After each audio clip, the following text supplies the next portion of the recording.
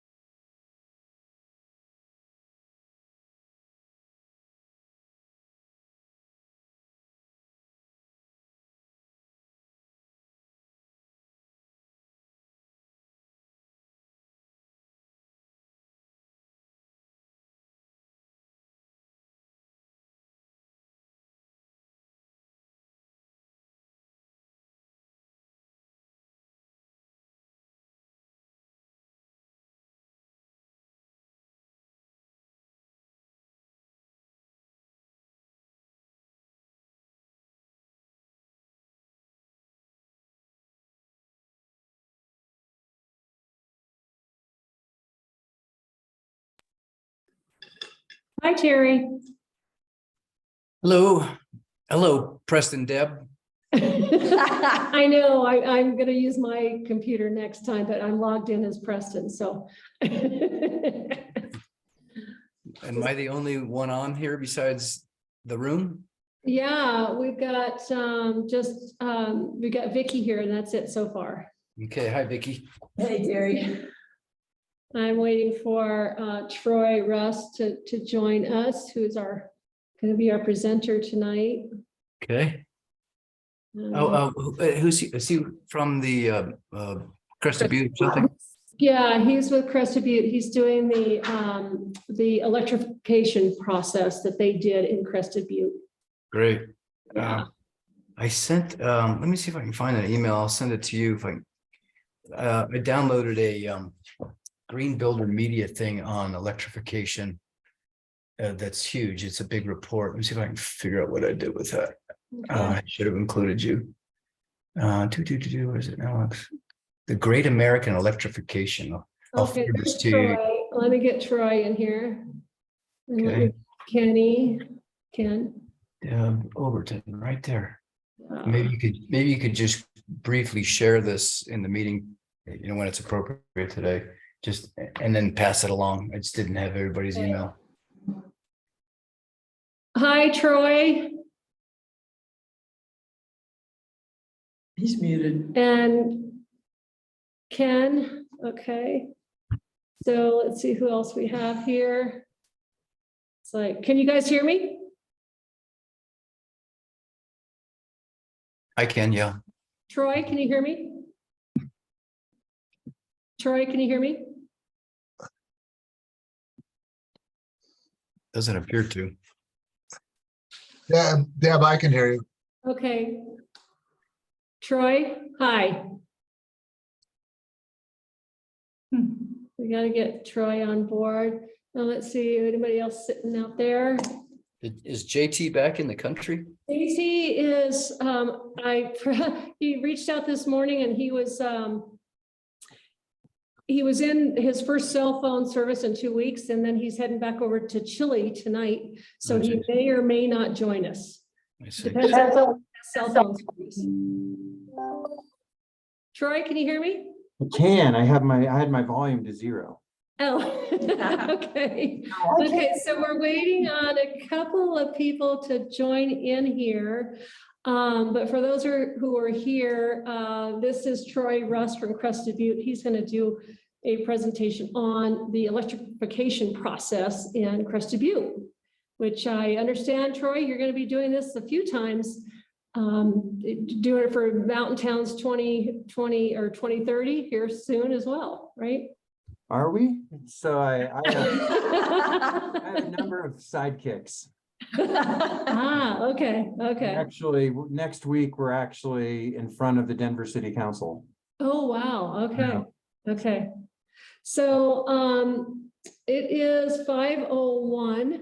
So I think we should probably get this meeting going. I hear somebody coming in, so we're just gonna take a minute and let whoever it is that's walking through the door come in. So, right now, Troy, we have Ken Mihalik. And Ken, I'm sorry if I said that wrong, Mihalik and Terry Schuyler. Ken is a board member and Terry is a council member. We also have Vicky Haas, who is a board member. Hi. Okay, we've got two more coming in here. Oh, look at you. With that, I got my, An extension. Oh, man. if you guys would come, Oh, my God. you would get some Reese's. I just made a Is he bearing gifts? He is very Gotta come to good. Hershey for the Yes. Reese's, Terry.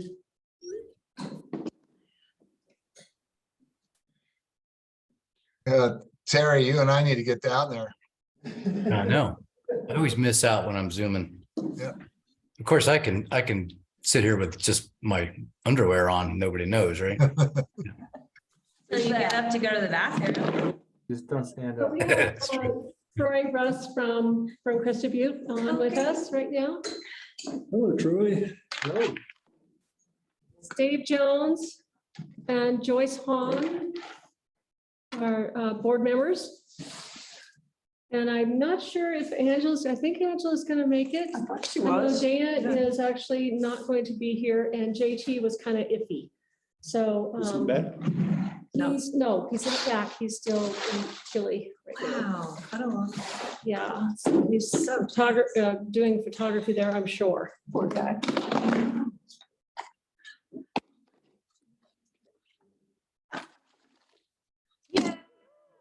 Perks. Have a good shot. So are we just about ready to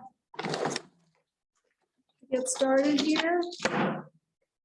Uh, I know, Troy, I told you we kind of gave you just right at the top of the agenda.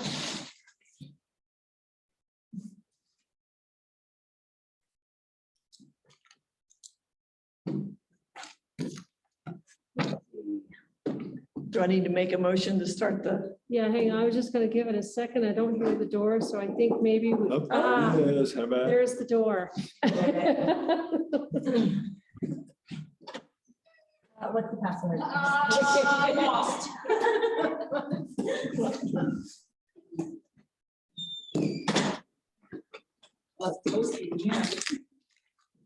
Hi, Angela.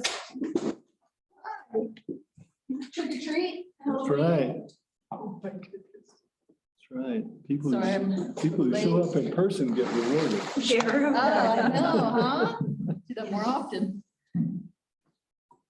Now let's do that. I'm gonna put that back in the corner.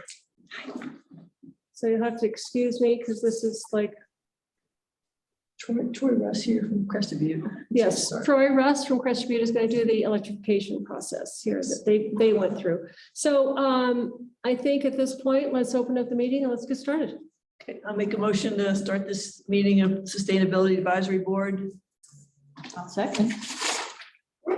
Vote in favor. Okay, Aye. so let's take Need to do a roll call. or can Mhm, we yeah, just we do. write down the names of the No, let's just people? do a real quick roll call. Angela? Here. Joyce? Here. Dana is absent. Dave? Here, Ken? Here, And JT is also absent. And then we have Terry Schuyler joining us as well tonight. And me. So welcome, everybody. Vicky. And, I'm here too. and Vicky, I'm sorry, Vicky is a chair. I apologize for that, Vicki. So we'll go ahead and get started whenever you're ready, Troy. Do you mind if I do have permission to share screens? Absolutely. All right, so I'm gonna ask a bigger question for you. So I've been in the industry for 35 years, and change is hard for any community. And I've learned to sort of baby step these things of significant change to ensure we have sort of community buy-in and ownership. So there was a very important document that was adopted before we were able to do our electrification or building code update. And it's called our community compass. And the community compass is our comprehensive plan, but it's like no other comprehensive plan. And so I have a short presentation on that because that sort of outlines the process that sort of began the electrification conversations. And then I can dive into the electrification, or if you're interested in just going to electrification, I'll jump right into that. So I'm sort of giving you guys a choice. Compass. It's a longer versus shorter presentation. Yeah, the compass for sure. And thanks for being here. Absolutely. Did I share my screen? I don't think I shared my screen. It's like I've never host disabled participating screen sharing. Yeah. I think you need to give me If permission. you give. Oh, I need to give him permission? Okay. You can I am sorry, but this is not my, okay, can share. How about that? Does that do it? this, Let me try again. usually if you go to. Dave? Yes, it does. All right. Does it? Okay, yeah. So I grabbed the wrong presentation. I grabbed a transportation presentation of Compass, just the Compass part, but it's quick and we'll just imagine that it's climate because it's the same thing. So can you guys see the screen? Yes. All right, so this is a presentation I did to our transit agency on the adoption of the community compass. So so what was the community compass, right? So it's really about how do you navigate change and doing it on the community's terms. And there were three pieces to the compass. It's not like any comprehensive plan you probably ever read. It's a declaration of Crested Butte's identity and core values, who we are and what is important to us. And it sort of replaces the principles and goals, objectives of what you see in most comprehensive plans. The second one was an action plan, the second chapter. And there's a 5-year strategic plan to which the building code update was the highest priority and first act that council wanted us to do. And the most important, and I think the thing that gave success to change is really chapter 3. And chapter 3 is unlike any conference plan I've seen. And it really sort of is the town's commitment to the community on how we will do anything. And so the first chapter of who is Crested Butte, right? Crested Butte is communities of those who embrace the special nature of the place. So we did an outreach. We're a town of 1,600, but we had about 2,000 people participate in our comprehensive plan, 2,000 unique individuals participate. We went down to Gunnison, we went to CB South, we went up to the resort and did an extensive outreach and sort of went out and declared who we are. And it was a very broad reach. And it's very important for council to understand what this document represents. And so we've always been a small town in a big community. Where we're small, we are the sort of cultural center of the North Valley, if you know Gunnison County. And our values came out to be, we're an authentic community. We're a community that's connected. We're accountable for preserving our community, and we're a bold community. So authentic is we value our past, our presence, and our future, and we are unique. And that's not unlike most comprehensive plans. We are connected, right? Living at 9,000 feet, you need one another to survive. And how do you survive is really being connecting and value, not just your needs, but the values of the broader community. And the two real different ones are 3 and 4, as we're accountable for preserving our community. So if you're out in the wilderness, you're accountable for your actions, not just for who you are, by yourself, but who's with you.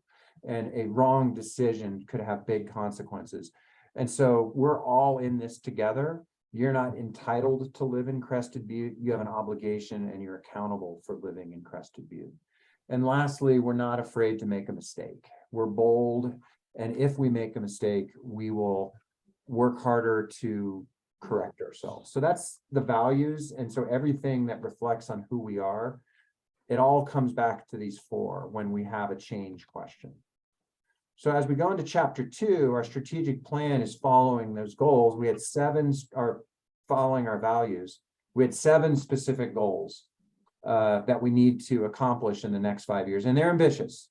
But the one for climate change is and climate action, there's a couple. Number 6 is we'll continue to passionately care for our natural surroundings and forever protect the Red Lady. So the longest battled mine fight in the country is here in Crested Butte. And the Red Lady, which is immediately west of town, still has the possibility of being a molybdenum mine. And so that's why we had to specifically call out the Red Lady. But we have specific strategies and actions to care for our natural surroundings and protect the Red Lady. And number 7 is act on the urgency of climate change and prepare for changes that we expect from it. And that was really the specific strategic goal that brought on our desires to update our building code. And so I'm just giving examples that I gave to the transit agency of specific strategies, but I'll go through a much more detailed presentation on the electrification. So the most important piece of the community compass that set the stage, not only for, so the first 2 projects that we did coming out of the community compass is, I think I'm a glutton for punishment. We updated our building codes, and then we took on our short-term rental licenses. So why not take the 2 biggest and most controversial in the first 2 projects?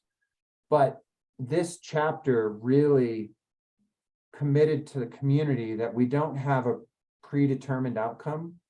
Nothing in the community compass says this is what we're doing, right? We don't say anywhere in the community compass that we're going to turn Elk Avenue into a pedestrian street, though many people want it.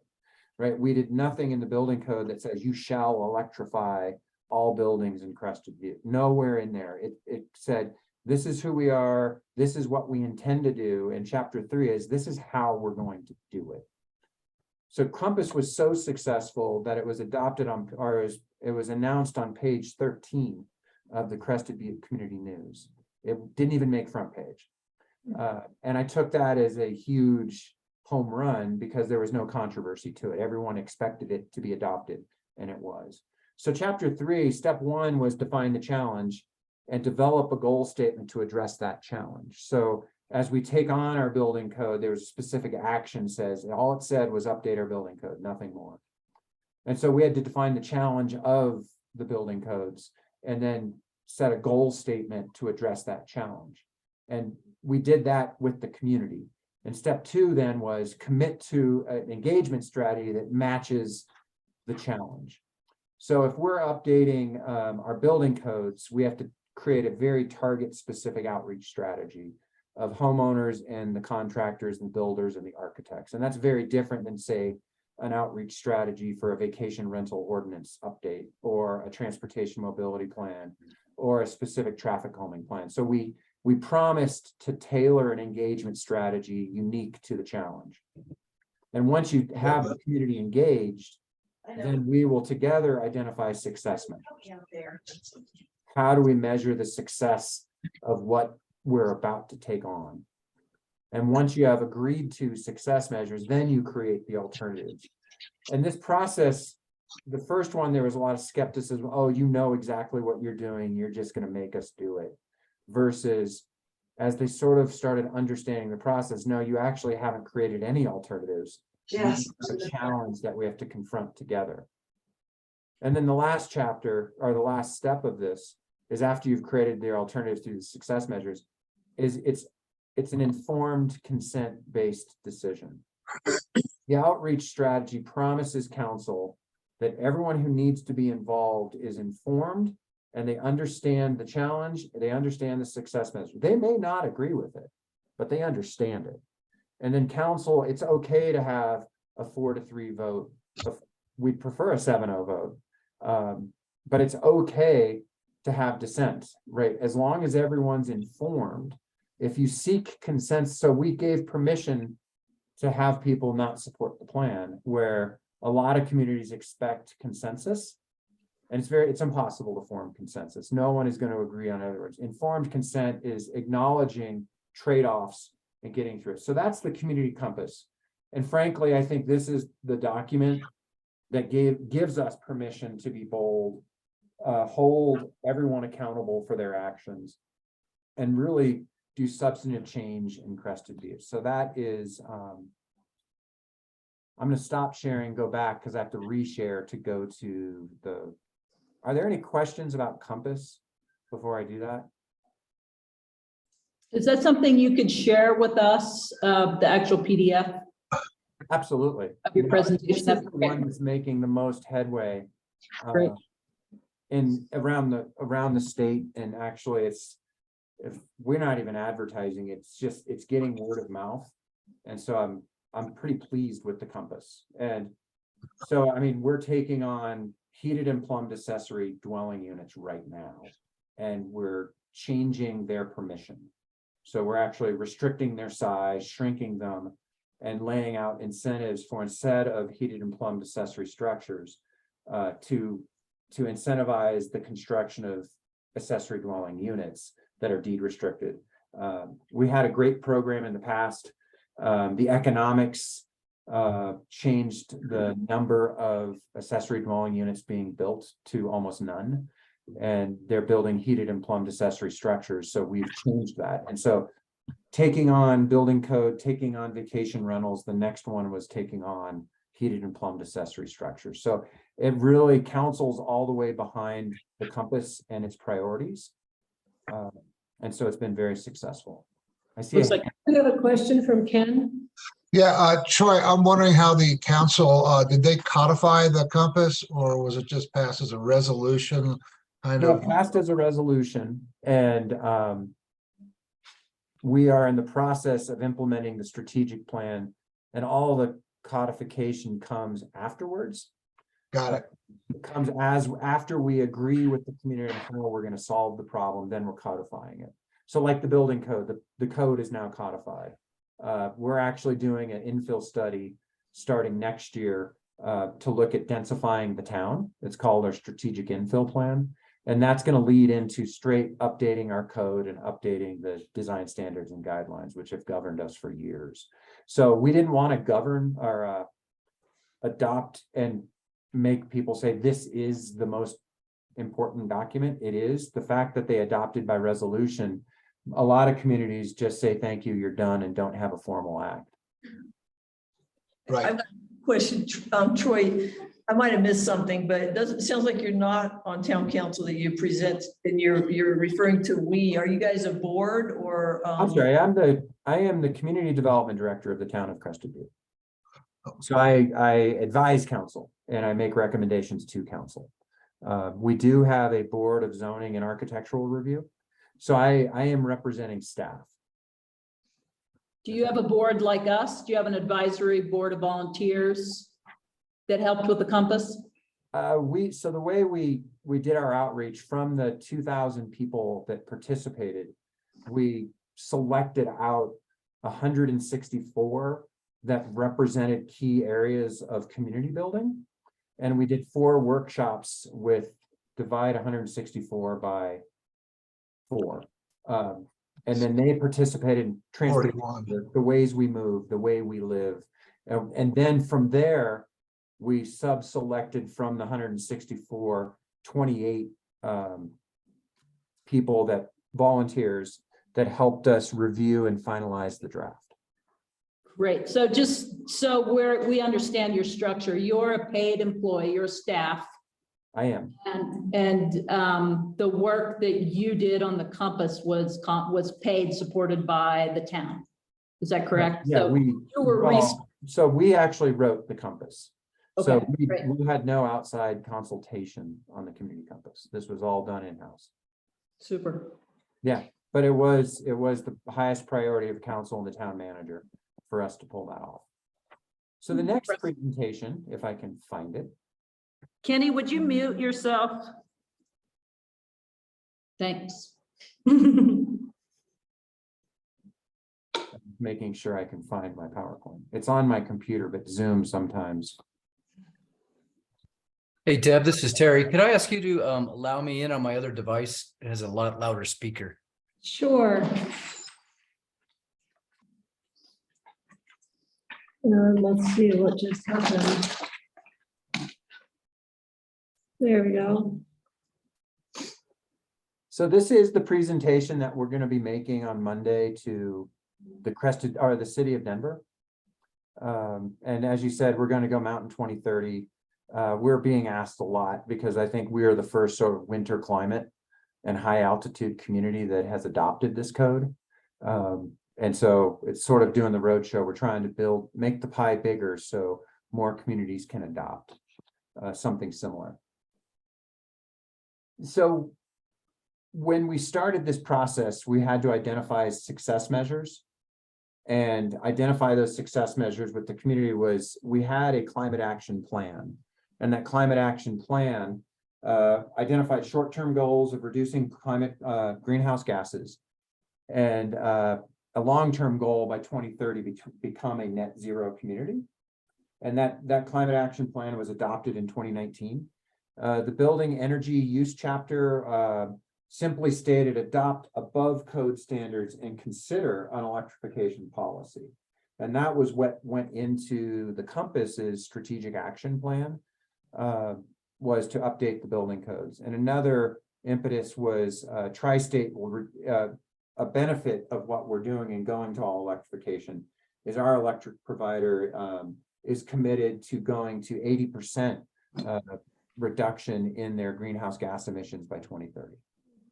So those are all sort of factors that were going into the council. In the process, we started with research and analysis and defining the challenge. And then defining the community outreach is we worked with the public, the building community, and the town council from May to June. And then we went through a 2-month process of adopting the ordinance, and it became effective January 1. So what is the building code? From a residential construction standpoint, new construction, we adopted the Zero Energy Ready home certification from the Department of Energy, and it includes solar ready provisions. So there's a certification that you have to do to build in Crested Butte with certain thresholds. We are requiring electric vehicle ready construction and an all electric requirement for new construction. So, or any remodeling that's considered level 3 by the ICC and the existing building code. So level 3 is pretty much 50% of the building or more is being redeveloped. Those would then be converted to all electric. So the town in the level 3 remodels, we would do a home energy assessment before the reconstruction. The town actually has an incentive and will pay for the energy audit. And then they're responsible for being EV ready and electrical vehicle all electric ready. So the electrification that we're hearing a lot of communities asking us is, does it work in this climate? Is the electricity less carbon intensive than natural gas? Is it cost effective?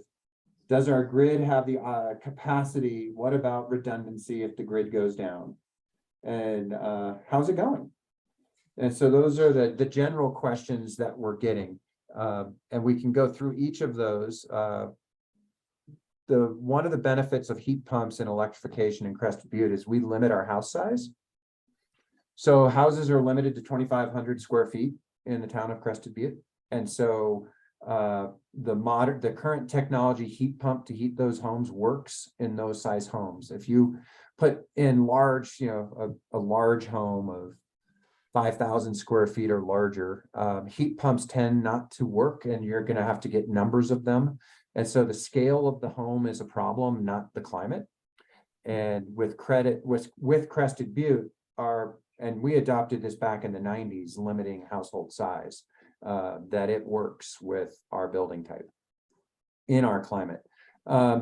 Electricity, is it less carbon intensive than natural gas? It obviously depends on where the electricity is coming from.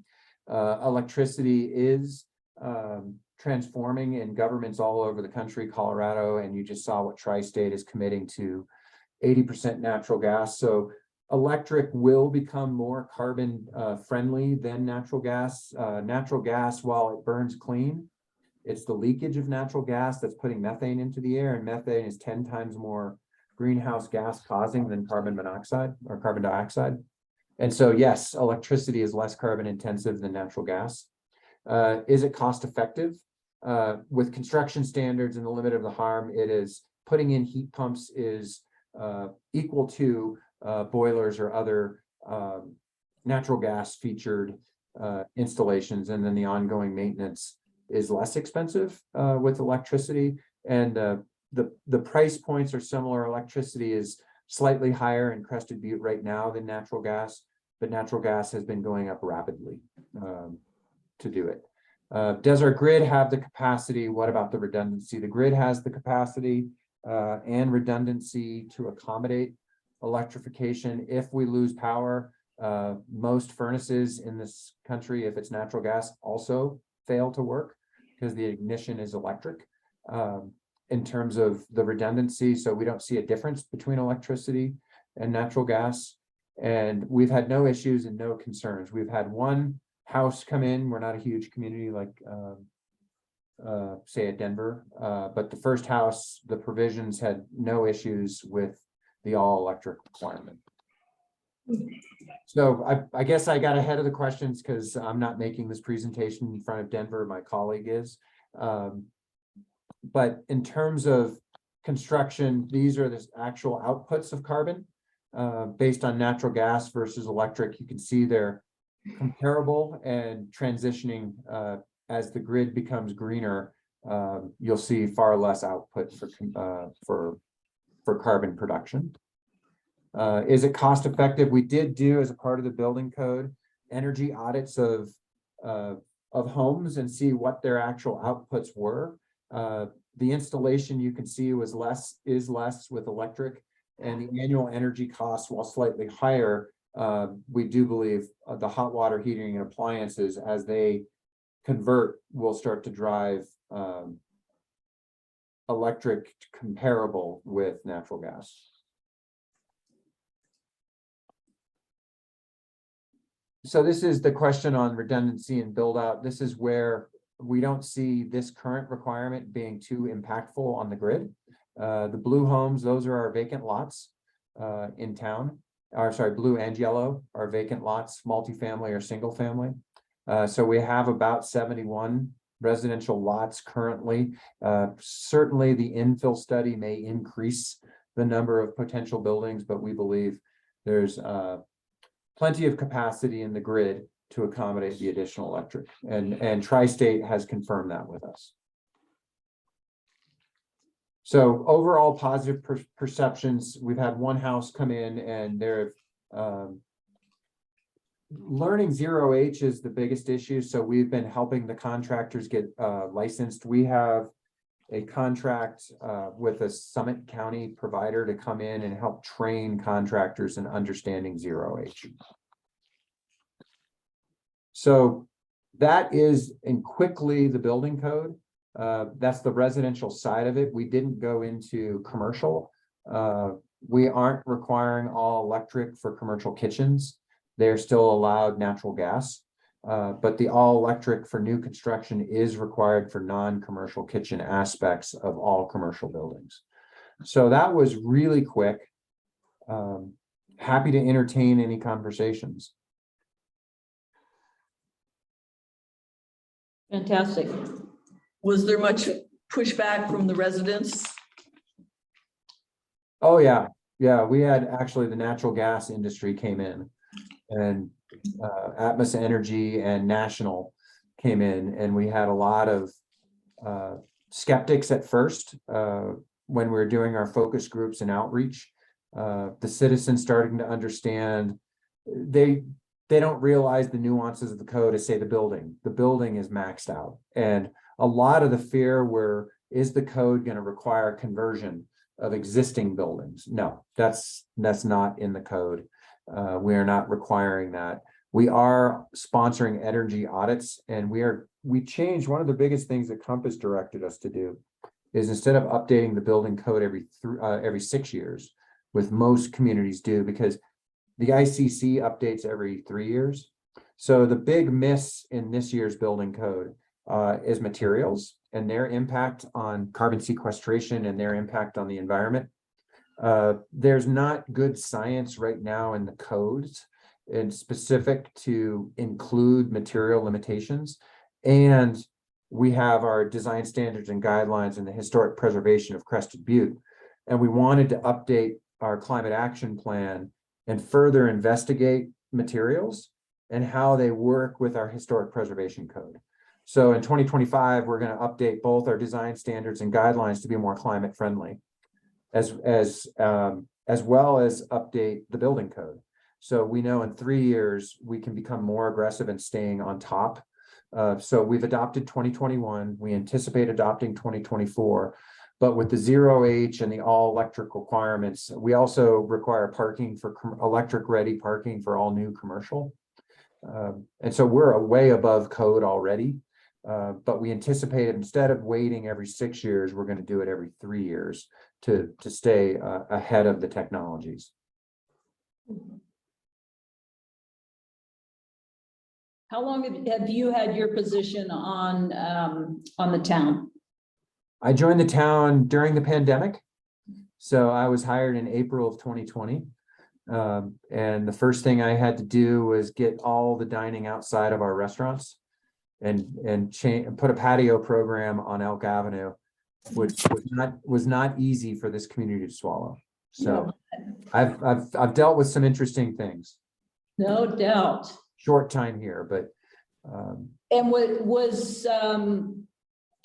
are you the first in your role, or was there someone in that position previous to 2020? no, they've had a community development director since the 70s. Okay, great. And did they target you specifically for your background with this work? No, I think my daughter, I had a second home up here, and my daughter saw the position in the coffee at the Camp 4, overheard someone talking and told me about it. And so it was circumstance that I don't think I would be here if I didn't have a place up here for the economics. And more importantly, I don't think they would have had someone with 35 years of experience if they didn't already have a house up here. So there was no targeting. I think it was just good fortune for everyone involved. Troy, this is Terry. So I Yeah. saw that you had also required PV ready, and was it also EV ready? Yes. What prompted you to go to all electric out of the gates as opposed to all electric ready? Conversations with the community and understanding the urgency of climate change, and knowing the number of homes that we're dealing with, and really working with REG, they're an engineering firm that's based here, and understanding the all electric options. And as they presented their viability in our climate, and more importantly, our household size, that the council and everyone were very buoyed by the facts. And I think that fourth goal in the community compass about being bold, really, and the benefit of this change, I'll be frank, the compass ink was not even dry.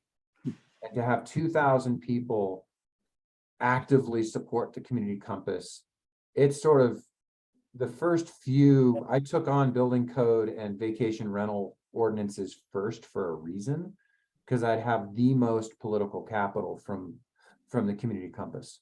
So I think that fourth goal was said, let's be bold, let's find out. We can always retract, but it's harder to incrementally get bigger. So I think the compass literally gave council permission and confidence that with data that we went all electric instead of electric ready.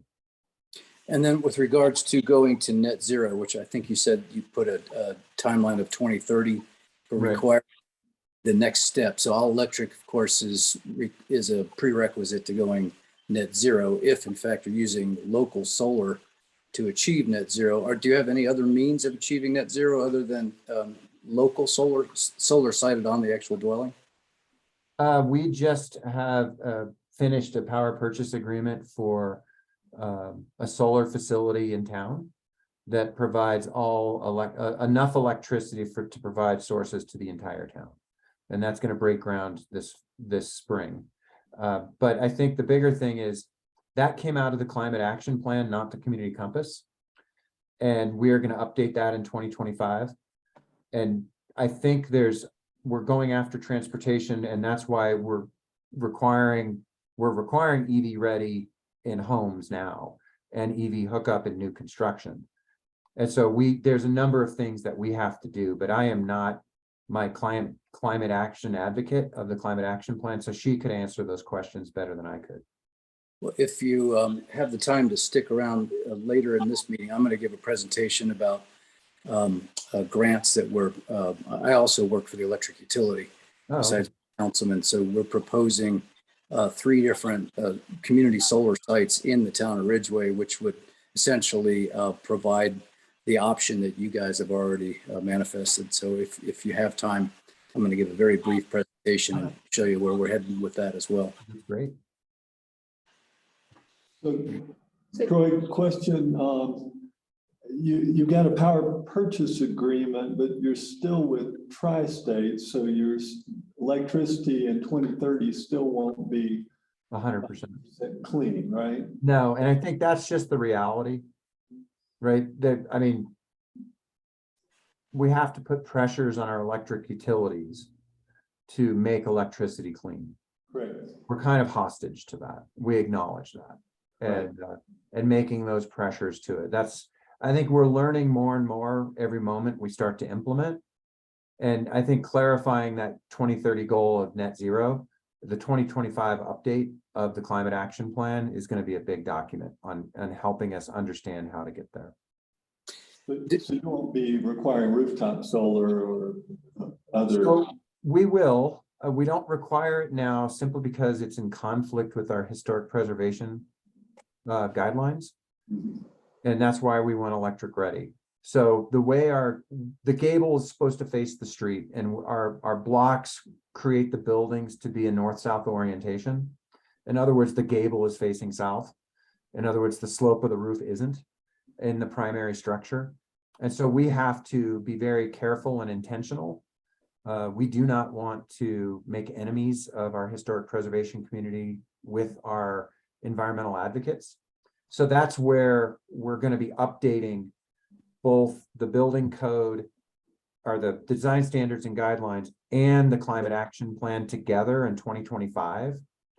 So we know there's conflicts in there, but we weren't about to go in and change the architectural character of this community blindly. The biggest thing I think I give the town is I'm very bad at letting silos run a place.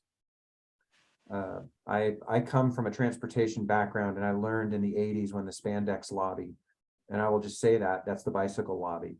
They advocated for themselves, and they needed to because our roads were dangerous and killing them. But they didn't recognize or acknowledge their impact on walkability, traffic safety, parking, community impact. And so I'm very slow to agree to a single solution. I know there's second and third tier impacts to anything. And that's why we didn't put solar required on new construction, because it would be directly in conflict with our historic preservation ordinance. Just as a point of information, that's not necessarily the case. East and west facing. No. I get that, but we weren't prepared, nor did we have the data to require PVs on east-west orientation. We know that they're going to produce, and they're going to produce well, but right now the community wasn't there. The construction community, and neither was the data in terms of truly showing the facts. And so that's where we were very intentional and baby stepping into it. That's why we did PV ready, because we do have a number of rooftop solar in town. But we just didn't want to make that a primary and have the conflict, very apparent conflict of, hey, you need south-facing roof line and your gables prevent it. And so that's why we just didn't want any perception of one code trumping another. All right, that makes sense. Just as another point of fact, I have east-facing solar on my garage, which powers 100% of my electric use. The other question I have for you, in your available building lots, are there plans for any multi-unit dwellings? The first building, the first multifamily building that's going to be coming online is my affordable housing project. We have affordable housing project. We have 38 units coming online called Mineral Point. And if you know Crested Butte, it's on the northeast side of town. And so we have there are 13 unit buildings, so 39 units. So we have 3 13-unit buildings coming online that are all electric. And then we have another 40 duplex quads and triplexes coming online with it throughout the northeast side of town in Paradise Park. So the town is the first to truly be impacted by this. As a point of comparison, we just completed a affordable housing project in town that went all electric, and we have 4 in development and or construction, which have voluntarily gone all electric without there being a requirement. So we've been also discussing whether or not we should require it for multi-unit dwellings or commercial dwellings, but the fact is they've seen fit to do that anyway because it's more cost effective for them. And from the utility perspective, we give them enormous rebate incentives. We gave the one project recently, the Space to Create, and this is information for the group here, $114,000 rebate check for having gone all electric and including the appliances that they did. So there's, lots of incentivizing from the utilities perspective to go all electric for reasons that would be apparent. But so we're considering looking at, should we segregate multi-unit dwellings from individual residential dwellings in the approach we take, but it may not be necessary since they seem to be gravitating that way anyway. Right. Ken, you have a question? Troy, is Mount Crescent Butte on board with all this? I mean, what's their take on the compass? Mount Crested Butte is a separate municipality. Yeah, I realize. They adopted what they call their master plan about a month after the community compass was adopted. So we're actually running our processes concurrent. And they were very supportive of the community compass. Their comp plan is much more a traditional comp plan with goals or principles, goals, and objectives, and a future land use map. I didn't put a future land use map in the compass. That's what the infill study is supposed to do. But yeah, I mean, I work with Carlos as the town manager. He's my next door neighbor. I actually live in Mount Crested Butte. And they're doing wonderful things up there too. They adopted the 21 code, or they're in the process of adopting the 21 code. They are not going above code currently, is my understanding. Neither is the county, but they're both adopting 2021. Good. Does anybody have any questions? Yeah, Troy, what was your process for educating the public and the builders and So we adopted the ordinance was adopted on August 1st, and then it would take effect January 1.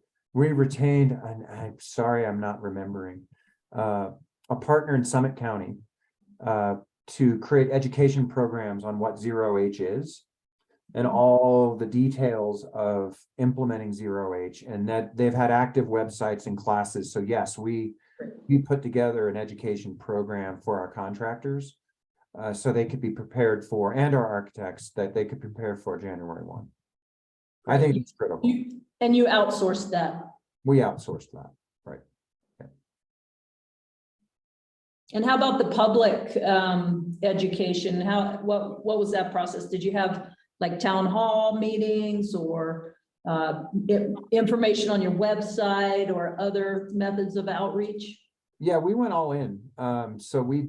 This was a big one that we think is a town-wide impact. So we have banners that we put up for any public meeting. We had 3 focus groups, one from residents, one from contractors, one for architects. And then we had, I think, 4 public meetings and 3 council work sessions before making it into the council actual ordinance reading. Great. And were those facilitated by you all and town council, or did you bring in outside facilitators? We did it.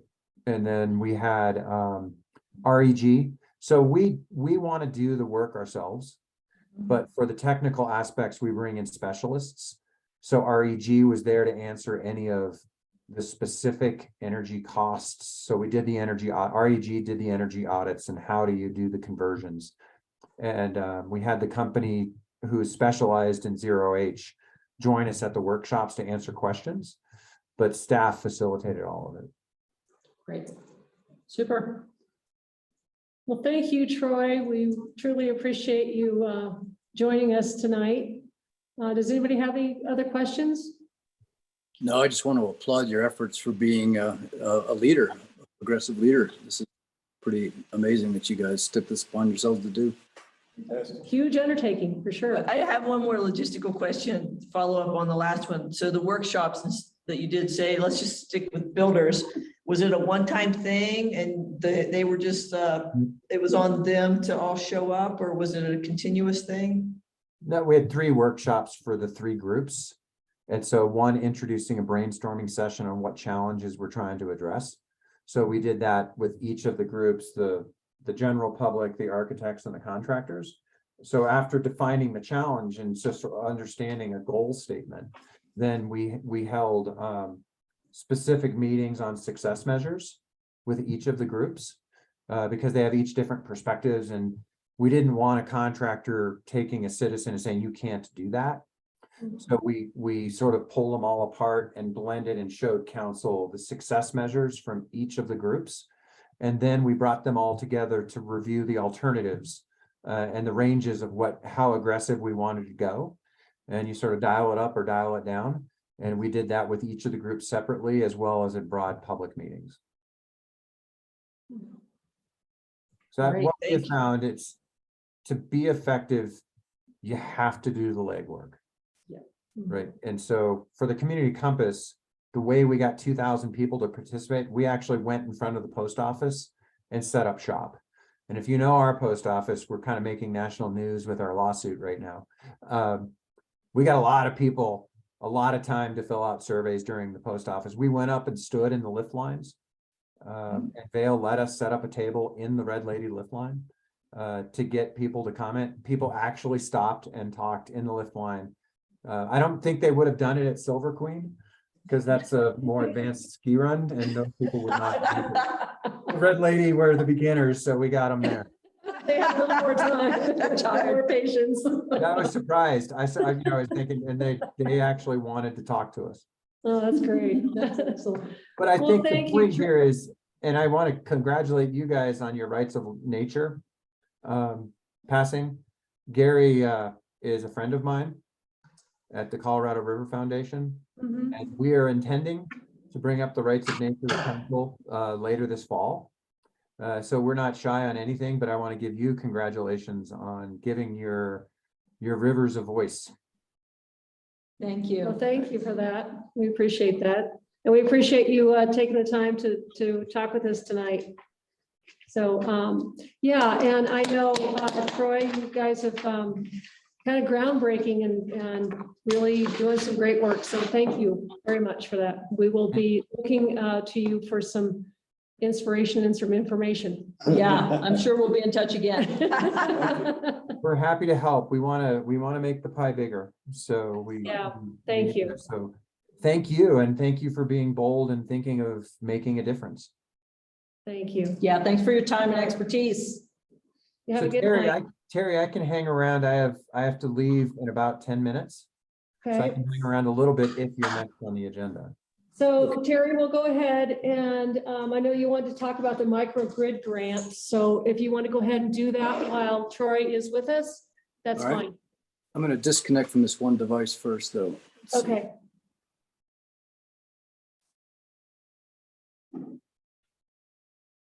So do I need to connect you with something else? Where'd he go? Okay, can you hear me? Can hear you. Yep. Whoops. Sorry, are you able to hear me? Yes, we can hear you. Okay, I had to mute it, so I couldn't hear you. Can you see my screen? Yes, All right, I'm gonna breeze through there's this. an echo.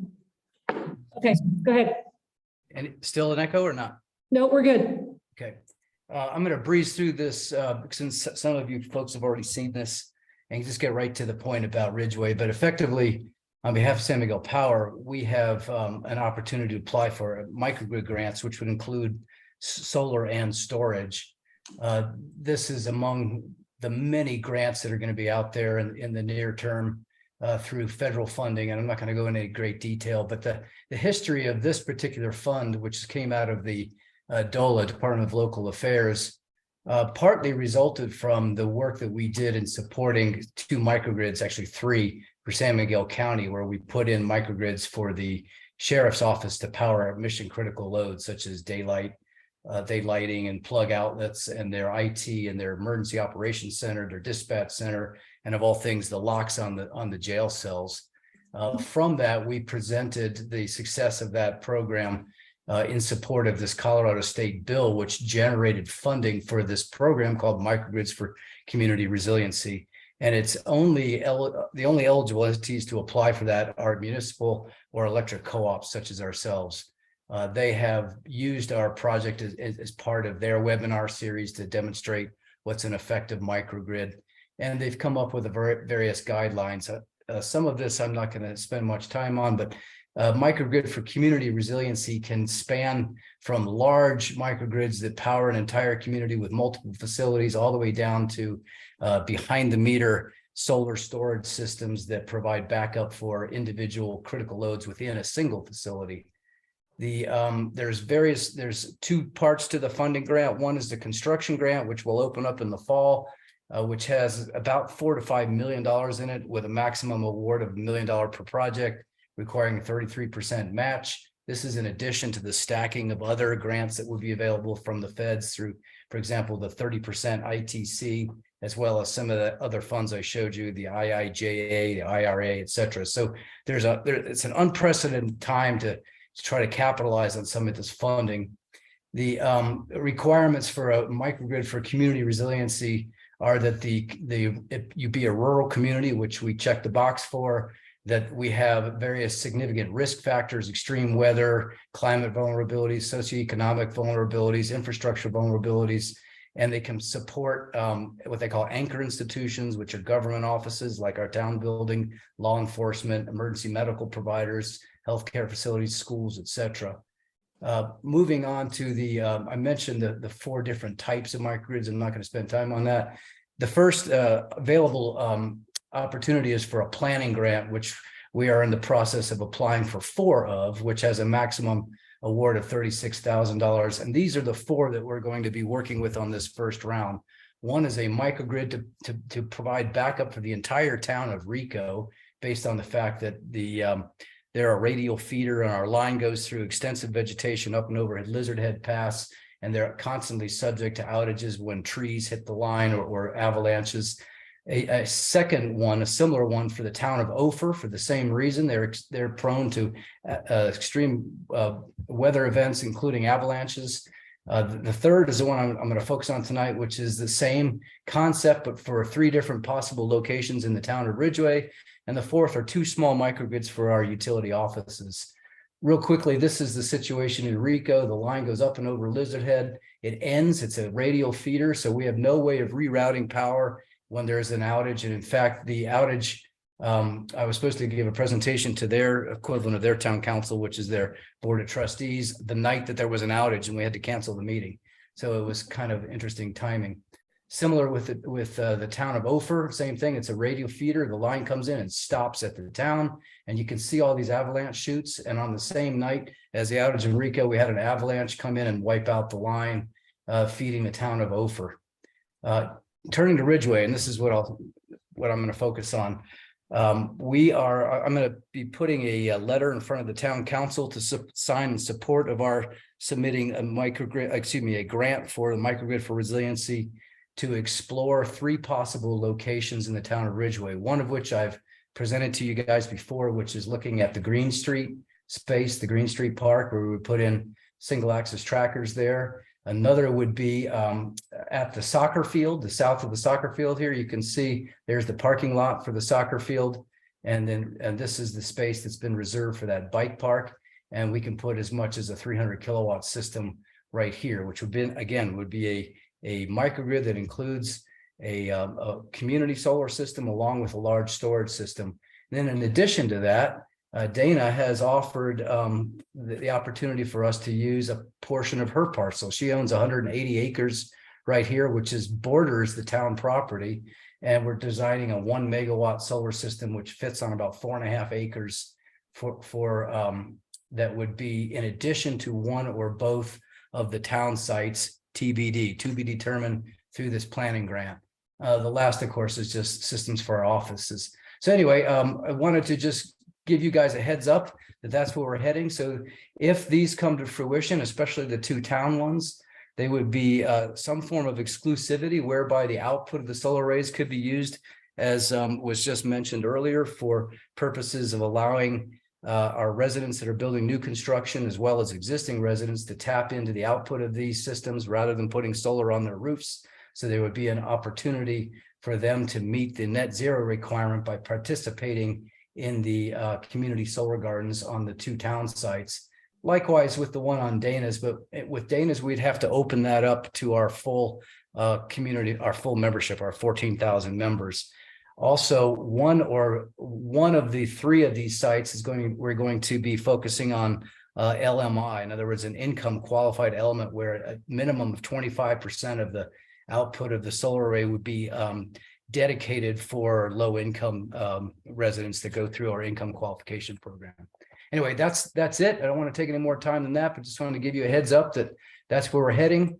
On the next round of funding, we're going to be opening this up for other possible applications, including I've talked to the chief of the fire department. I've talked to Preston about putting microgrids for mission critical loads at the fire station, at the town facilities, and like what we're doing in the town of, for the Space to Create, which real quick, just to remind you guys that, let me move this over here.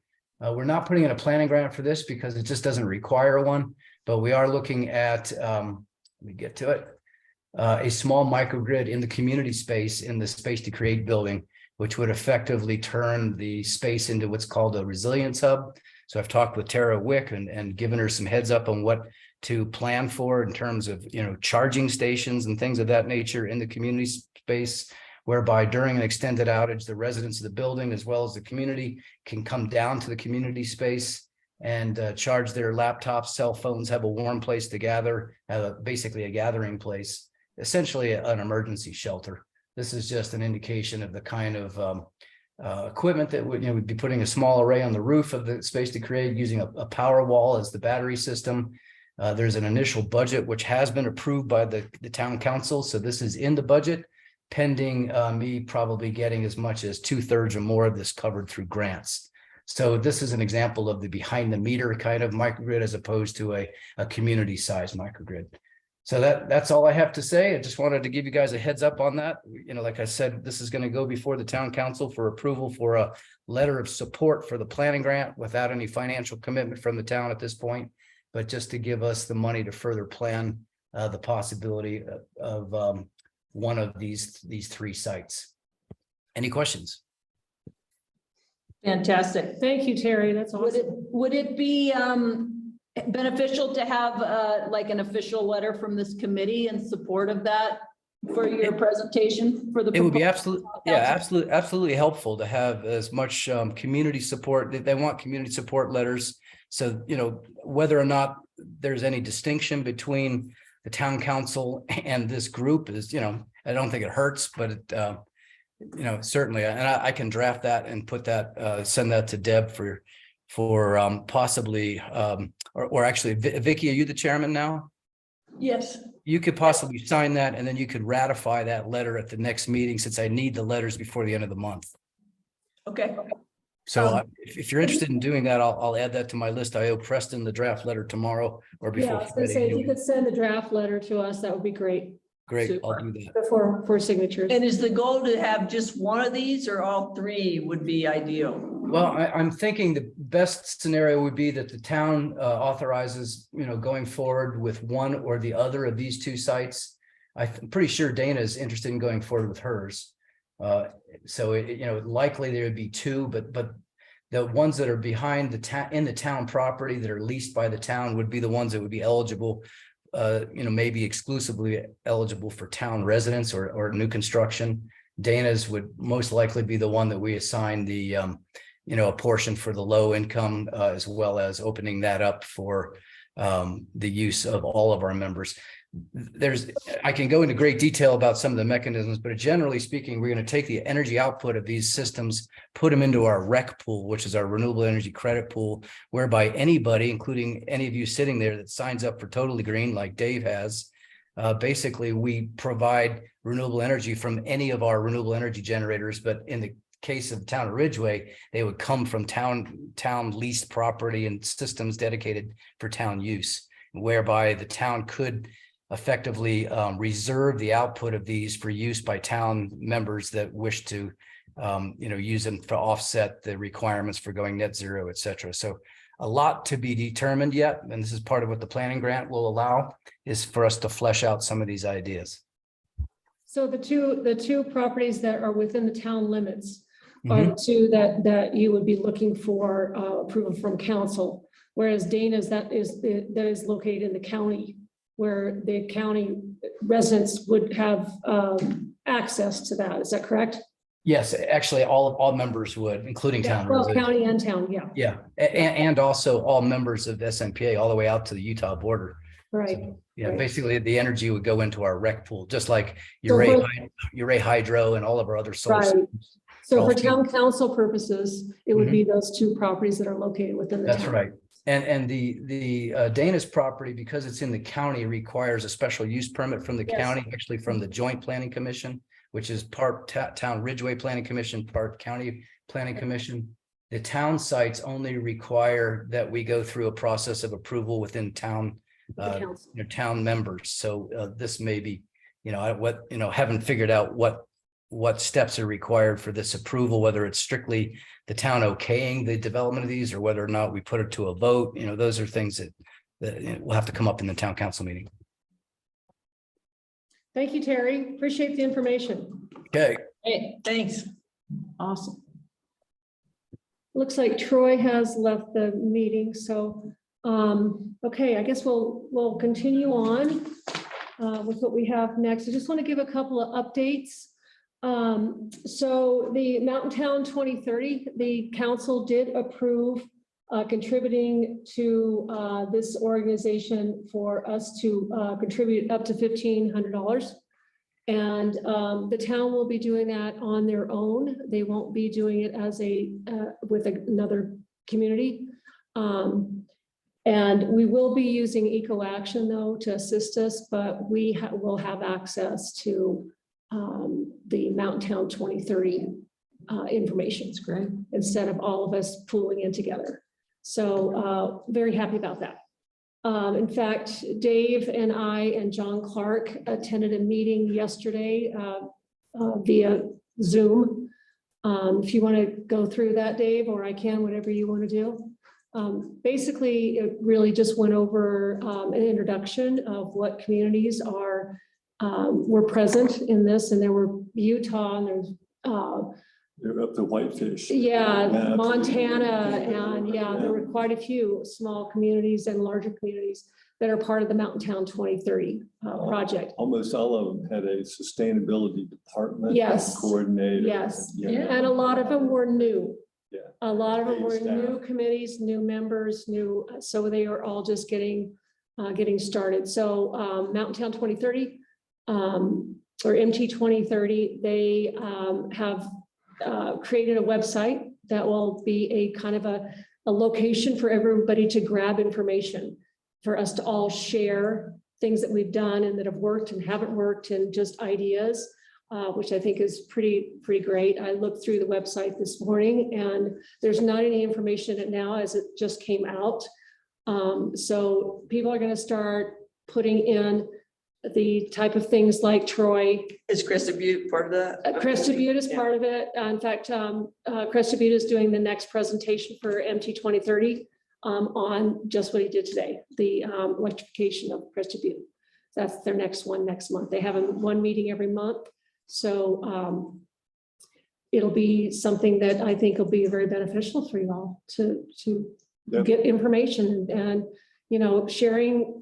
The great thing about government is we all get to share. We don't have to create the wheel. We can borrow from everyone. So I think it's a great thing. It might be good to send that link to everybody for that website. Yeah, and so, you know, there's a couple of options that we can do. I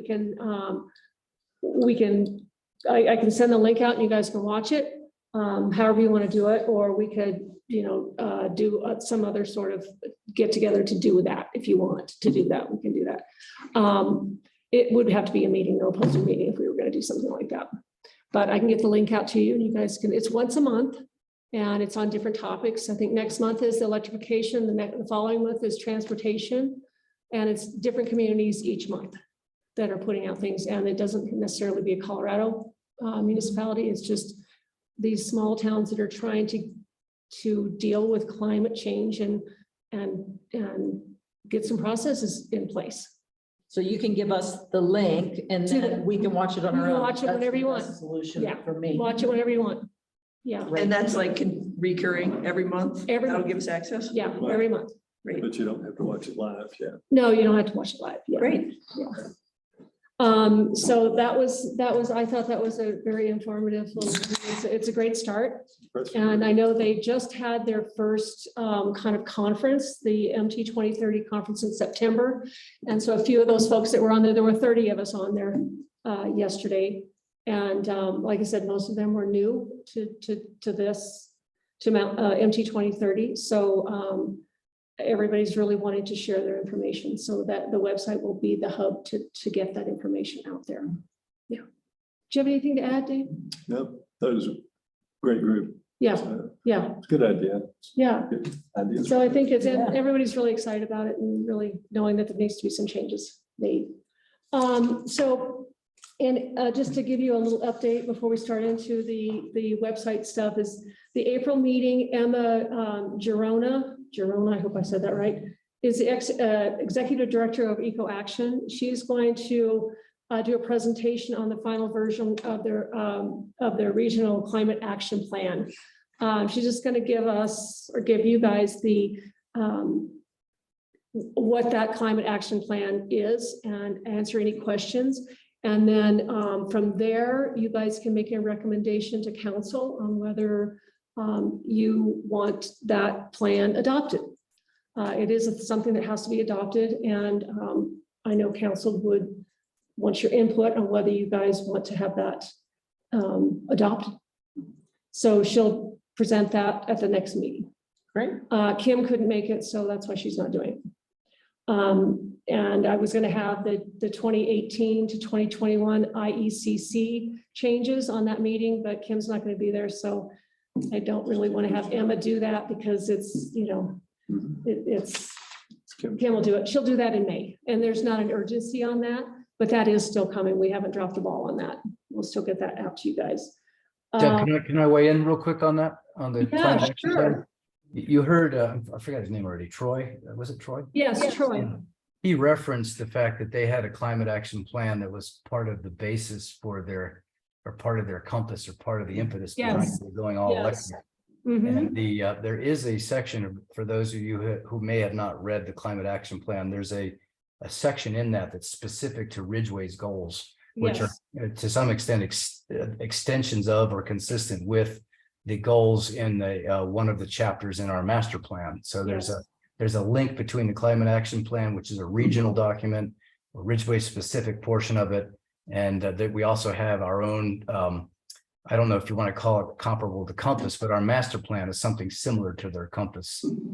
In that it And then also the goals. strategic plan, the Mhm. 2023 strategic. That's plan. right. There's that as It's all well. linked together with this. There's three components. You're right. Yeah, three components, yes. Deb, could I ask you to let me in on my other device so I Oh, can- yes, I'm sorry, Terry. Sorry, I'll mute this one. Okay, you're on. Thanks. Recording in progress.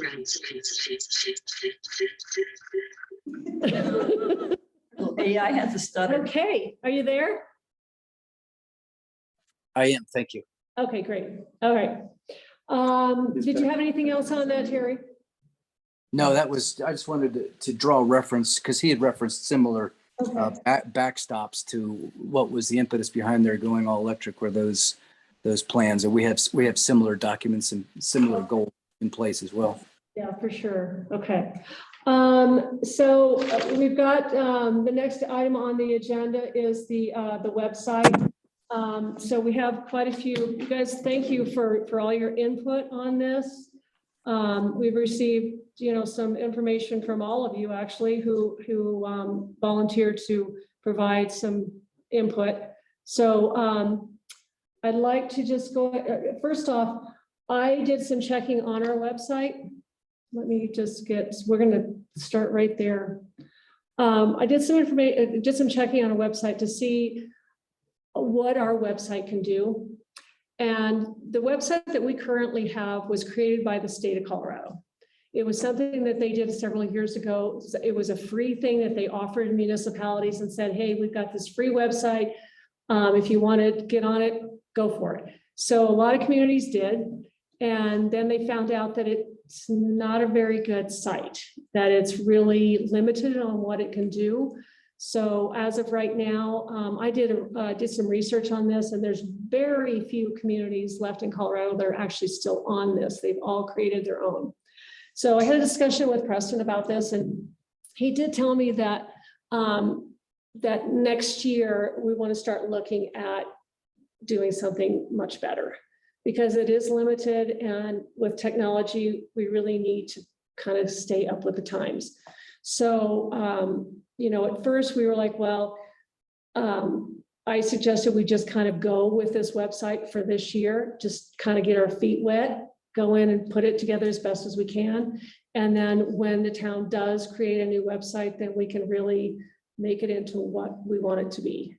But we also have an option of going with a Google site and creating something that's a little bit better than what we have on our town website. I don't know anything about Google sites, but I know that we've had our youth advisory board.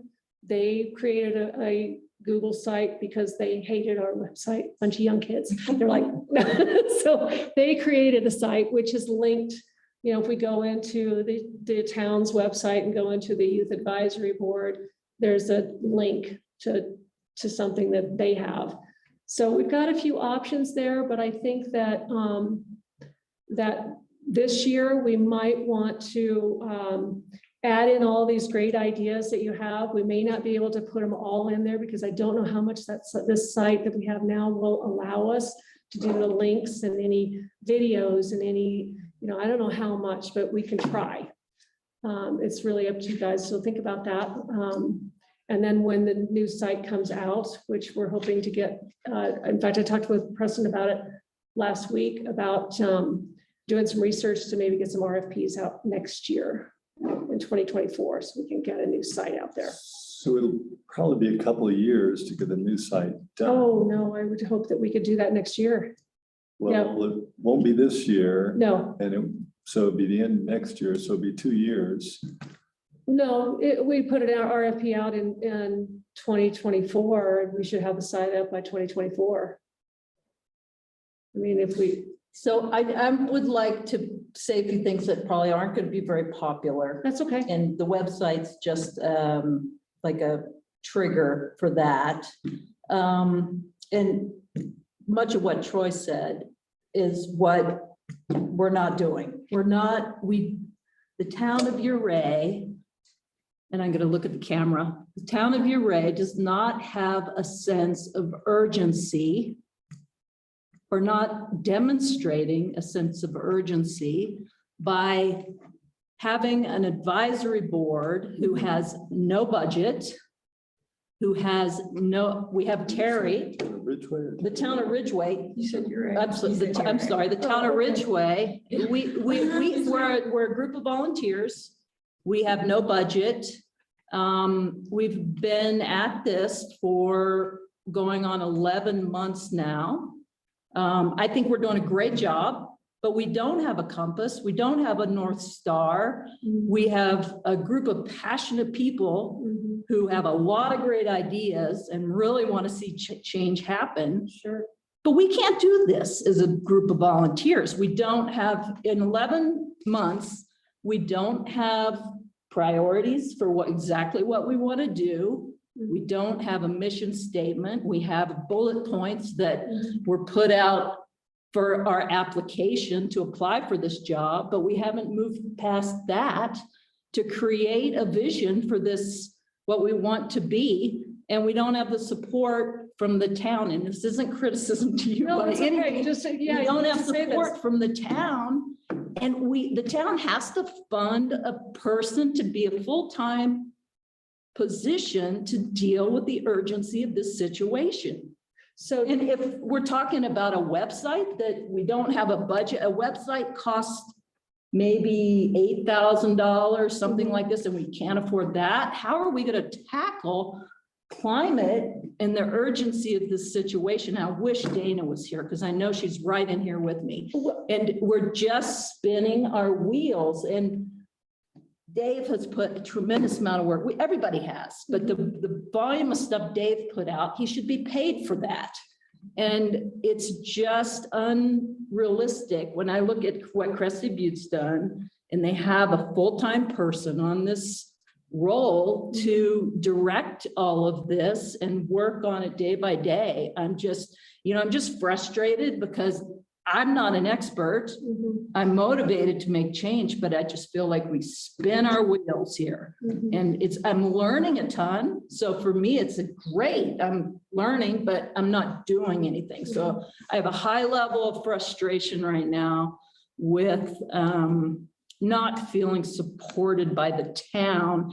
And it goes back to like looking at, frankly, I think our Ridgway's inclusion in the climate action plan is weak. Our wording's weak and we haven't changed that. And I just want to see the town step up to prioritize this. And I feel like, I don't want to limit growth or say, don't come to Uray. But if you look everywhere around you and it's development and it's all happening in a past paradigm. And I don't see that changing in the next year. So Angela, I really Thank think you. that your comments should be presented to council. It's recorded, so I'm very glad if So- they're watching. I think that that your concerns are very valid, and I think that there's not been, and I don't know because I'm just coming into this, so I don't know why things haven't progressed or what the holdup is to get things moving. But we need to figure out what that is. I mean, Can I offer an alternative suggestion? First off, I think your comments are relevant and spot on. This is coming from a council point of view as well, but also from my personal point of view. But rather than presenting problems to the council, I think it would behoove this group to present solutions. So Right. Yeah. What can be done? Yeah, and What as they'd well, like to see done. even to the point of proposing a budget. In other words, bring them something that they can vote on rather than just, something that is a problem. Because if you're not offering some sort of action, then there's nothing for them to decide on other than to agree that it's a problem. So it may be something that, is not going to be solved in today's meeting, but it could be one of the objectives that you add to your agenda is to figure out how to, get some teeth to this group and list a charter for it, come up with a definition, a mission, a goals and a budget, and then put that before council along with some of the initiatives that you are working on, like the code changes and, going to net zero, meeting the strategic objectives. But I think that would probably be the most powerful way to affect that. And it could be that there's a chance for a budget override this year to even bring a budget forward for this group for this calendar year, even though it's past the budgeting process. The town is relatively sitting pretty well with revenue right now. Thanks, Terry. Those are great suggestions. Yeah, we do need some proposals, and it would also be nice to know what has been proposed or what has been discussed at town council meetings, because I personally don't have time to go to both meetings. And as a member of this advisory board, I don't even know what has been shared with town council, that the work that we're doing or any things that we've suggested. And so what's the avenue for us to hear what's Those are happening? all recorded, so you can listen to those at any time. I could go to a meeting too. I mean, it's Yeah. the same thing. Yeah, It's a time challenge. And JT is the formal liaison between Yes. this Mhm. group and council. And he does during the very last thing on the town council agenda is our council reports. And so he does report the activities and some of the progress and some of the machinations that this group, is working on, but to a limited degree. It's typically limited to a few minutes. So it's possible that you guys, that this group could offer up a written report, that is submitted to town council to put into the record to our package that we read, and then we can opine on, as does Preston. So Preston puts out a town manager's report every town council meeting, which goes through all the things he's been working on. So that's Yeah, I read one that. thought. Yeah, Yeah, so that's one thought. thanks, Terry. You know, another thought, I don't know, this might be like overextending us, but like, I remember when I was on town council, like the Chamber of Commerce and others like Eco Action Partners do like quarterly formal reports to town council. I don't know if we want to engage on that level. Well, I think the point Angela's making is we don't really have anything to report. Mhm. And I am in agreement with Angela, where I feel like these meetings are very educational in the sense we're getting updates of the CAP and like what Crested Butte is doing and all these things, and we're learning a lot, but like, I don't feel as if we have any direction, like we're not making progress towards. At one point, we talked about goals of what we wanted to do, and that would be adoption of the updated building codes for electrification. And then we talked about presenting information on a website, and then possibly some other things. But so far in the meetings, it's been mostly like updates of what's going on versus working on those action items. So I'm also struggling with feeling like I'm contributing anything. So I recognize where your frustration is coming from. And so I don't know if that means we need to just have a meeting to talk about, A working meeting. the actual, an actual work session where we talked about, we have these goals, we voted on them at one point, and talking about how we want to move forward with those and putting together a plan for An that action plan. specifically, and spending our time kind of building that out. And it's great to have meetings on the regional CAP and the changes on the IACC, but how do we integrate that, keep looped in on what climate action items are happening in our community, as well as like, how do we move forward with our own goals? Because I don't think it's been 11 months, but I recognize it's been a while, and we voted on some things and haven't moved forward on them. Correct. And I know that you're a doer, so we want to like move things forward. Yeah, Ken has a question. Ken? Yeah, I agree with everybody. I think we're all kind of frustrated, and this whole the thing about the website is kind of not the last straw, but it's definitely a wrench in the works, because that was going to be our big focus here. One thing I would like to point out, though, is Crested Butte has a full-time community development director, which is Troy, which is another name for town planner. And he doesn't devote all his time to the compass or all that. He's the town planner. And we don't have one. And so I think that's a huge block, a huge obstacle for this committee to overcome, is we don't have a planner to guide us and to take things to town and to be a facilitator for all of this. We're kind of on our own. Well, we have our contracted planner. We don't have an in-house planner, that's true. Where is he? TJ, he's- TJ? yeah, TJ, we do have a Yeah. contracted planner that is managing all the day-to-day planning activities, but to her point, it's not an in-house. There is a job opening. There's a, we're looking for a planner. We just haven't had anybody apply that's acceptable yet. So it's not for lack of recognition. It's that it hasn't manifested yet. But I And don't I'm think not saying, I'm not saying this is the only, thing that's hindering us, but it's huge. I mean, Troy, who came up with this whole, and he was, he put a lot of time into it, to be sure, but he's still the town planner for Crescent View. And if we don't have that piece of the team, how can we, hope to equal their effort, which is impressive, I thought.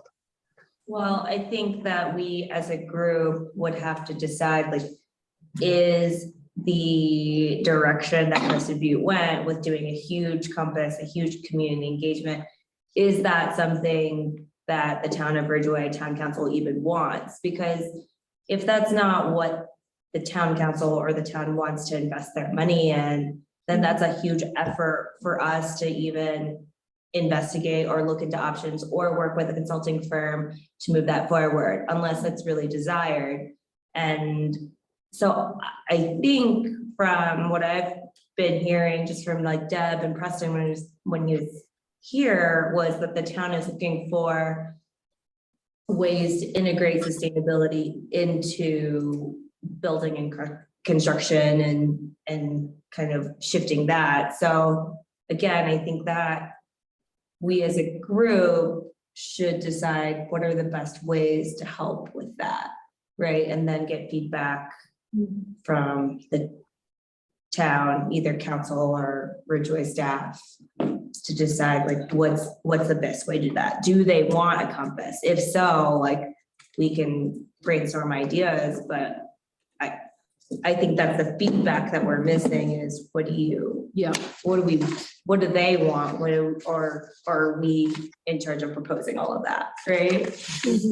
Yeah. Jenny, what I was saying is exactly what you just restated, is that we need someone that is paid on the staff. If Ridgway's committed to this project, to being sustainable, we need to propose that they hire a full-time person and they find the money to prioritize that, because this committee can't do that. And that is exactly what Troy is doing. And I'm sure he does all kinds of other things too.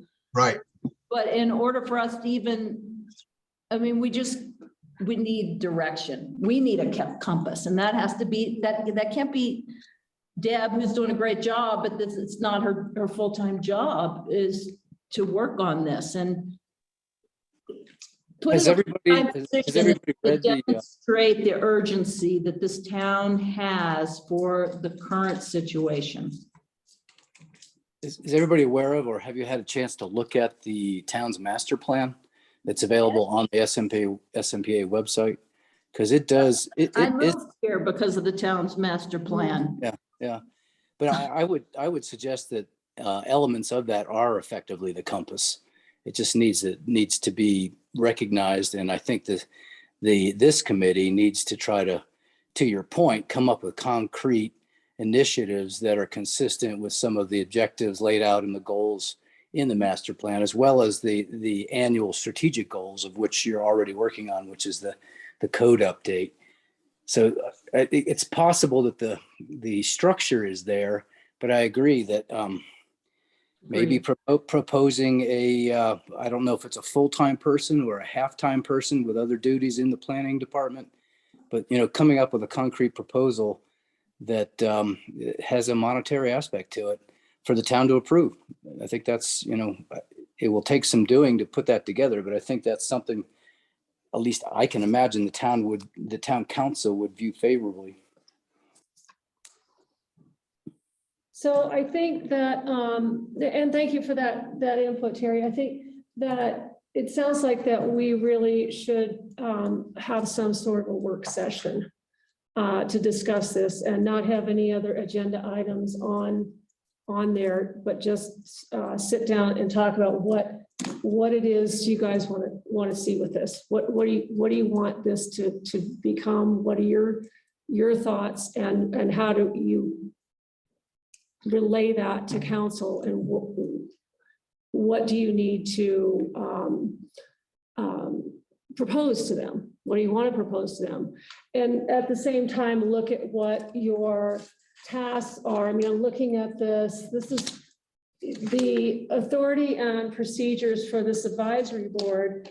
I mean, there's a lot on here that they're stating that the purposes and duties of this board: advise, encourage environmental sustainability practices and ideas within the town, officiate improvements to the Ridgway Municipal Code, collaborate with the town staff to continue implementing goals and projections of the climate action plan, to make recommendations to council concerning townwide greenhouse gas emissions, promote sustainability programs and policies. I mean, there's a lot on here.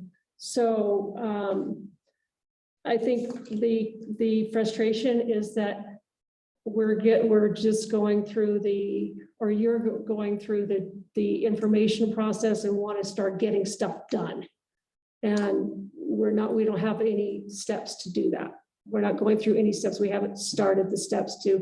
And my comment about the website, that was not a pullback. No. That was just this is kind of where it is.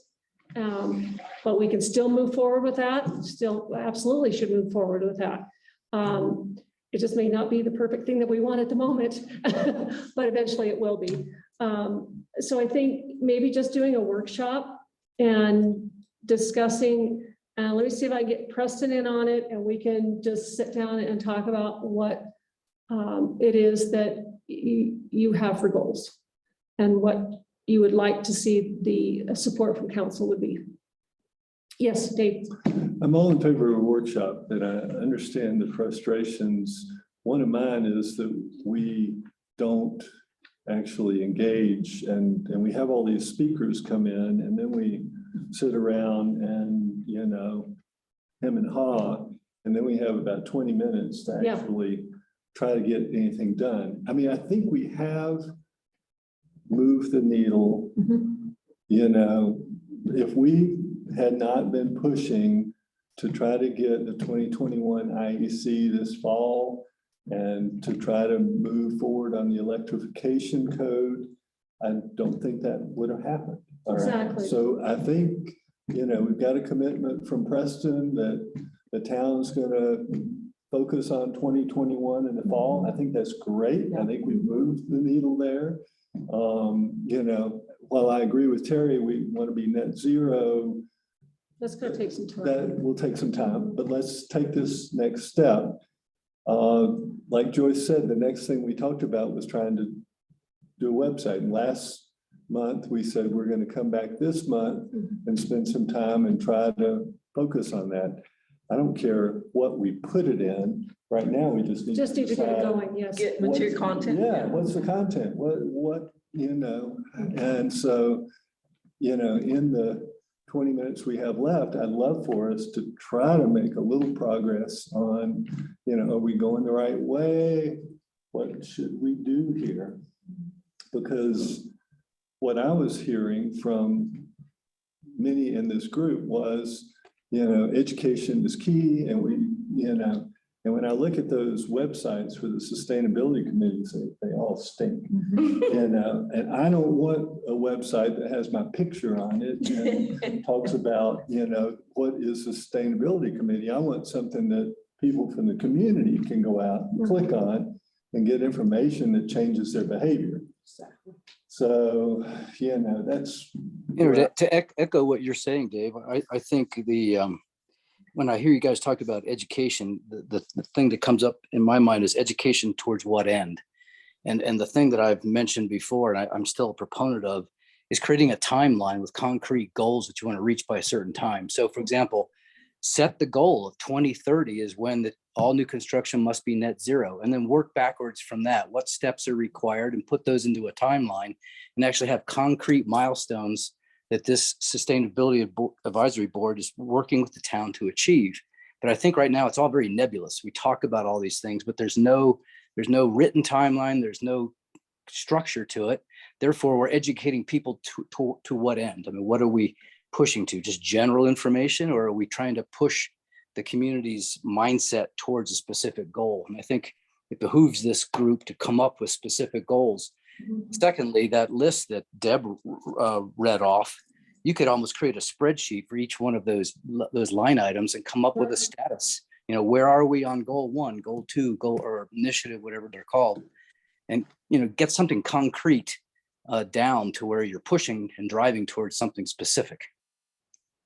It would help us to have a facilitator that has facilitating skills to drive that process for us to do that, because I don't think that any of us in this group are particularly skilled at facilitation, and that is something that people hire folks to do. So perhaps we ask the town of Ridgway to provide a facilitator for a working group for that planning, for our own planning and they did hire a facilitator for the purposes of master plan. Yeah. well, not only the master plan, but also more recently the Heritage Park rebuild. And they actually had a third-party facilitator come in, and we had a committee. I was on that committee, and we had regular meetings, and she facilitated that, and she, established goals and timelines and the whole bit. So I agree that might be maybe what's needed to help herd the cats, so to speak.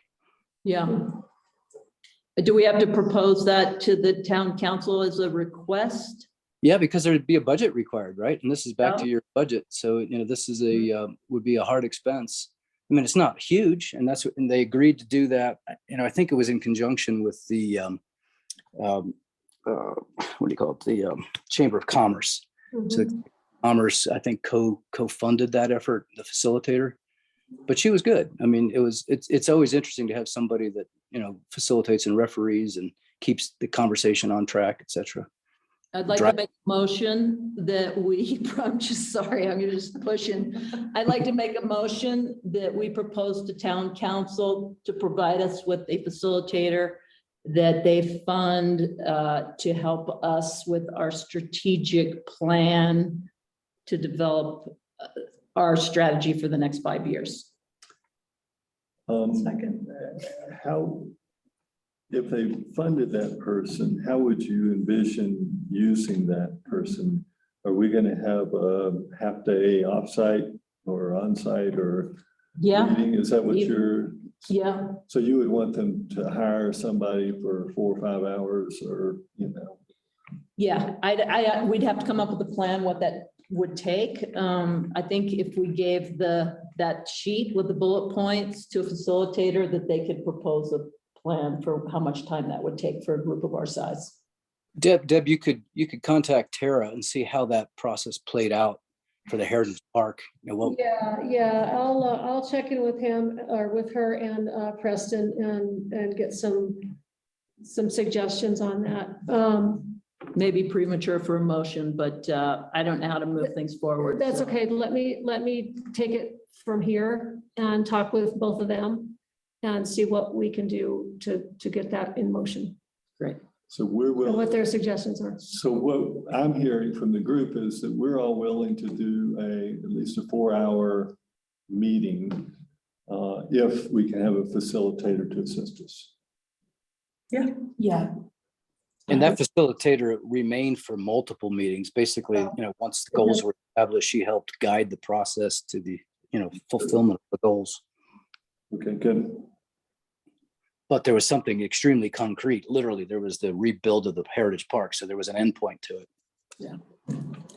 And I think I agree, Terry, there has to be an endpoint. What is the goal? What is that first goal you guys want to aim for? Well, I like what he's presented, aim for net zero by 2030 and work backwards. That seems like a good starting point as we've got. Perhaps we can just put this on the next meeting agenda to come up with like a strategy for strategizing? Well, I feel like I'd like us to at least look at those bullet points that Deb put together. And I This is think actually what's on that, yeah, this is actually, on our committee list. We haven't gone back through and even looked at that, so, which is when the council terrible. approved this board, this is on the Yeah. resolution. And I'm is sure what that I was they reading. pulled that from either the CAP or the master plan or something, right? Yeah, and yeah, that was all part of the master plan, but also why the board was created. It was Yeah. created to do these things.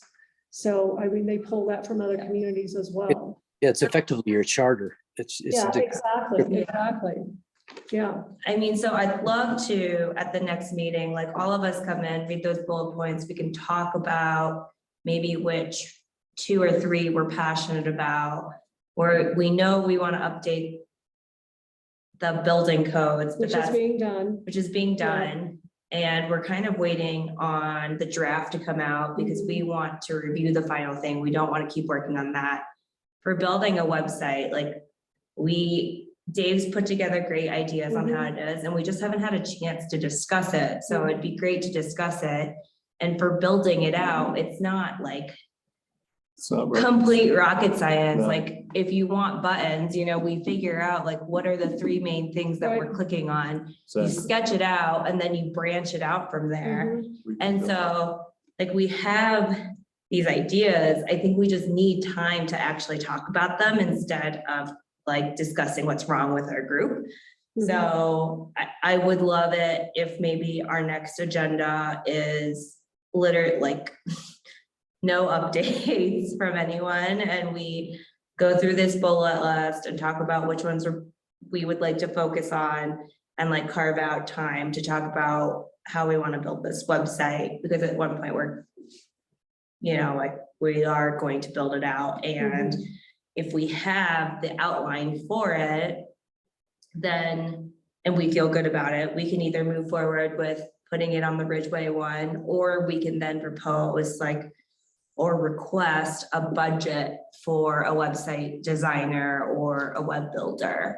Because once it's laid out, like they can go through it pretty easy. And yes, it might be a couple $1,000s, but if you have it outlined, it goes a lot faster than like a complex, like redoing the full Ridgway, town of Ridgway Which we website. plan on doing anyway. Right, Yeah. but that cost is gonna be so much Yeah.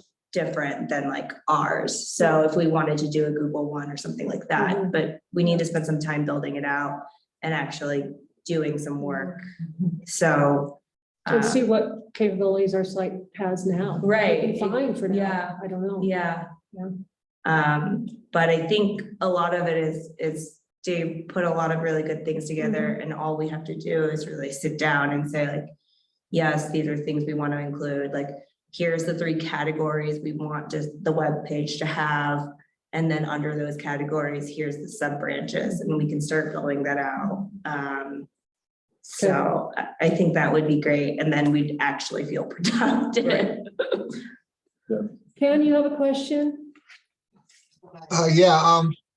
Does anyone still want to do a work session? Have we gotten away from that? Because I would like to up to you propose, guys.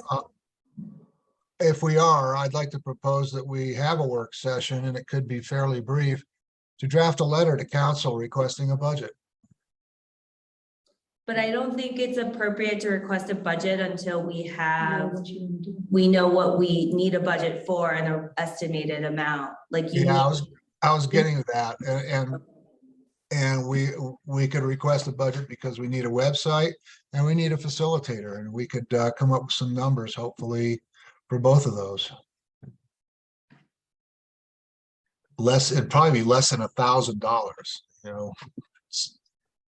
So can I just make a suggestion? Sure. It sounds like that, that everyone is in agreement that we need to have some goals. We need to have or you guys need to figure out what is your ultimate goal?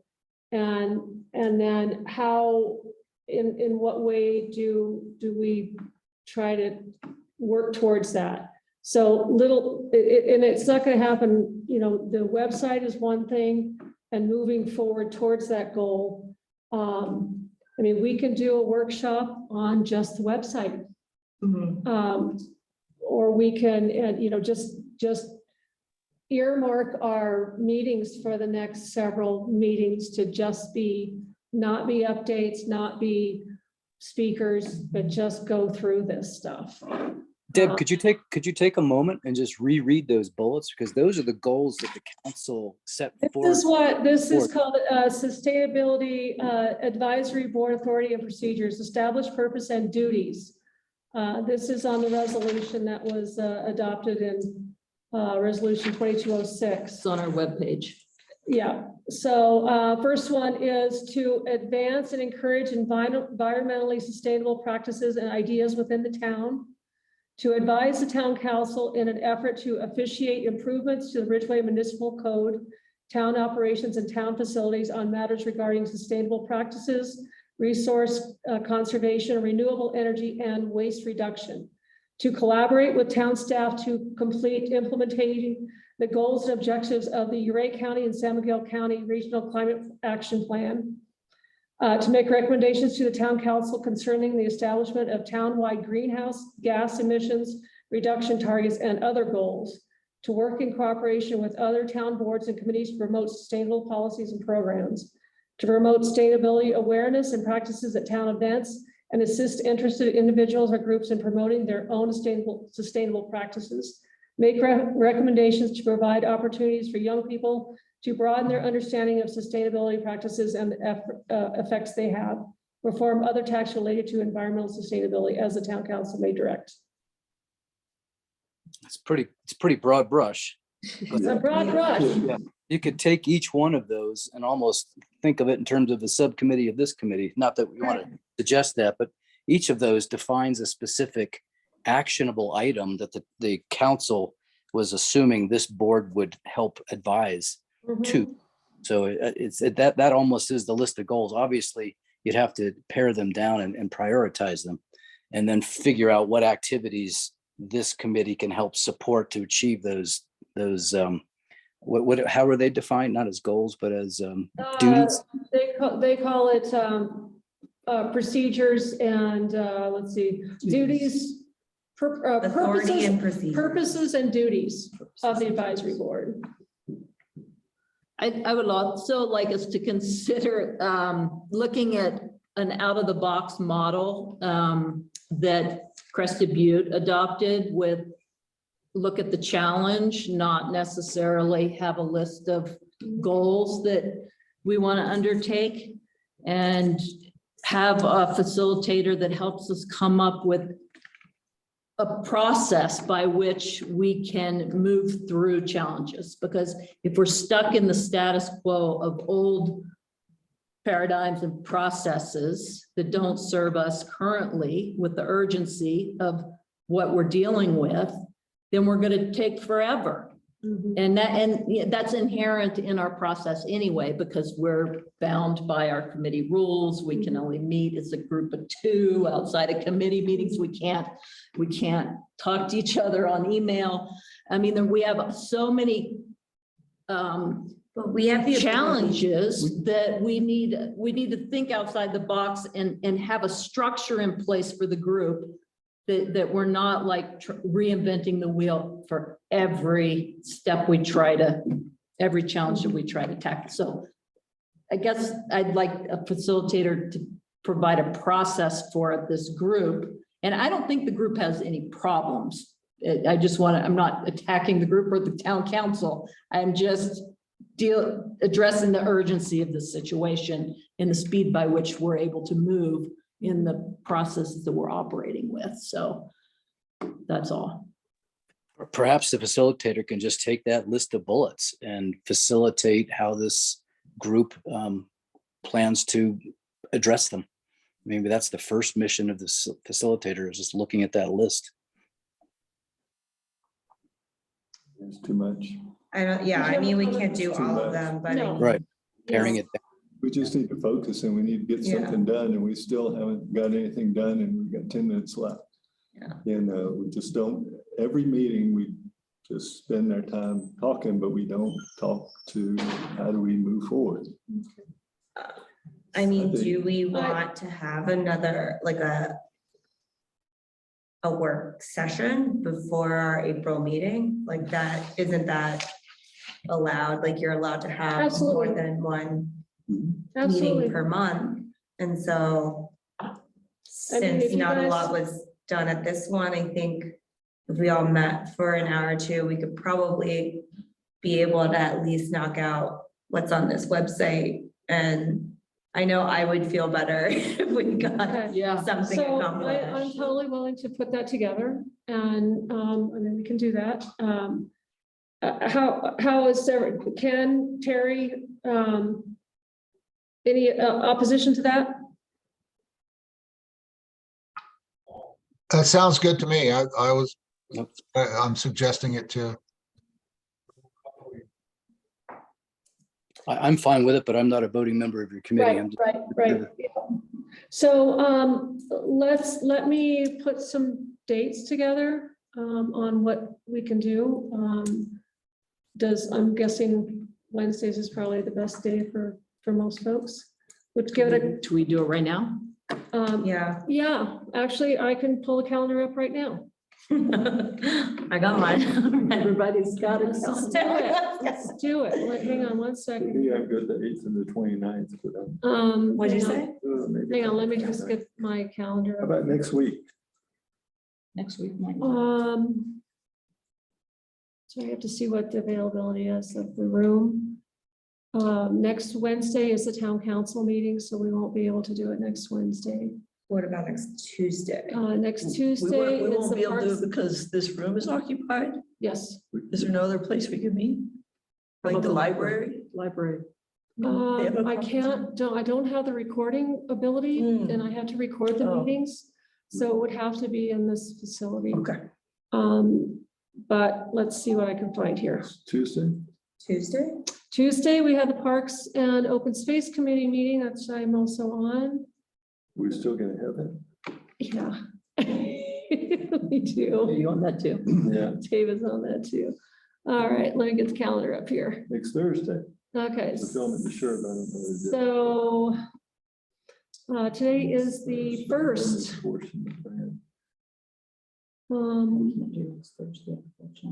We can do I mean, the I could do it 15th. before, actually, I could do it before 7. I have a 7 o'clock meeting. We have the 15th open. We could do the 14th or the 15th, which is, I'm out of town the 14th to the 22nd. okay. but- Figure out. Yeah, so How about the Next- 13th? How about the 9th? How about the 13th? next week is. How about next Thursday, the 9th The 9th works as well. at 5? I would have to dash it I by have, 6:30. This is where we run into. I know, I have our first freaking HOA meeting for our complex from 5:30 to 6:30, and my husband's out of town, so I have to go as our representative. I could do it earlier, but How about that kind Monday of the cooks 13th? into our work day. Like I could meet at 4 How about Monday, the I can meet 13th? at 4. Four? I can do 4 on four. Thursday. Could you meet at 4 on Thursday? I can do 4 at Thursday, on Thursday. Okay. I have a paper calendar. I didn't bring my calendar. I'll just write it down and can't say for sure, but probably. Ken, does that work for you? Are we talking Thursday, the 9th, 4 o'clock? Talking Thursday, the 9th at 4 o'clock here at Town Hall. I'm in. Okay. So, say the 9th at 4 PM. Okay. So this will be strictly a meeting, to go over, to work on the website. Is that correct? Is that Yeah. what everybody would like? And I would request that, because I think we'll get more accomplished if we start with something. So Ken's given me some good feedback on what I sent out to everybody. If anybody else has good feedback on it, and if there's anything else that you've developed, so like you were working on some stuff, please share it with the group. And one thing we can do is we can respond one-to-one. So, please don't respond all, doesn't mean you can't respond individually. So, when somebody sends you something, Just do reply, don't do reply just all. reply, Yeah. don't reply all. And you can, Yeah, yeah. you know, that way, you know, I mean, you've got your area that you're working on, send it out to people, let us give you feedback so that by the time next week, we've all seen it. I already did, but. So at this point, what I've It's in your inbox. I think. What I've received from the two of you Uh. is these documents here. Right. This one, and then Angela, this one here. Or did I send it to someone? Do you all Did you have send it that? today? Yeah, I got You all all have those. that? Mhm. Kenny, do you have that? All of three of these? That's. I can't see what you're looking at. Oh, Yeah, Ken has the two that I sent him. 'Cause I gave okay. him feedback. Okay, so Angela sent out a document today that was sent out to everybody that had some attachments, an email today that had some attachments with the two things that Dave sent out, as well as something that she put together for the Sustainability Advisory Board as far as goals. I found just a couple of short videos I sent to Deb Yeah. and she put them on the website. I put those videos I put on the Google Drive. All right. And I just put them on a document and you just click on the link on the document because I could not That's the figure best way out to do how to put. That's how you. Is that, yeah, so I just put them in a Word document and just put what they were. If we could put these on Google Drive, which I'd be happy to put Dave's and mine on there, I would, that is a really good way to collaborate. so I'm going to, that folder that I put on there, one Items for website. website. That's where I think we should put only the website information in there. Good. And just. So we work for you? should save all of Angela all- and Dave's stuff Yes, in into there. that site, Sure. so that we'll all have that Mhm. information available. Yeah. I have a suggestion on if we get a link, the PDF to what Troy proposed, the compass. And then one of us, I'll volunteer, we could go back to the master plan and match it up so we don't have to reinvent that wheel and just use that to propel us. I mean, to me, it makes sense to just follow their lead instead of like trying to reinvent the process and as much as possible, like dovetail with what they've done since it's been so successful. For Electrification. for a future meeting. Not, because it's my understanding that our meeting For the on, website, right, okay. yeah, it's gonna be just the Yeah, just the website. website. Okay, so website.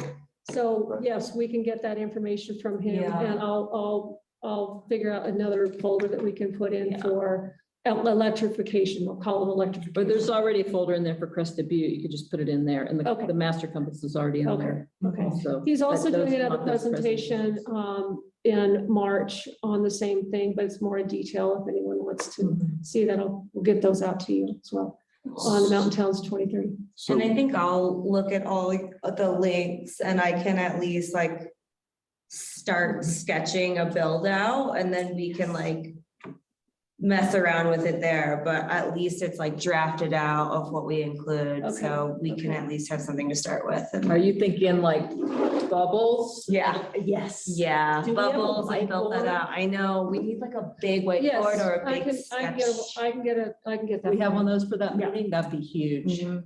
That's exactly how my mind. Yeah, works. So, like let's awesome. sketch it out. So Ken, can you not see my screen? No, Okay, but so, I think I have what Angela sent today. okay, It so it has, are it you, has some green highlighted script, text. No. Starts with, so, There's a photograph that has some fruit on it. the header is Angela 2022-23 priorities, Ridgway Sustainability Advisory Board. Angela Haas.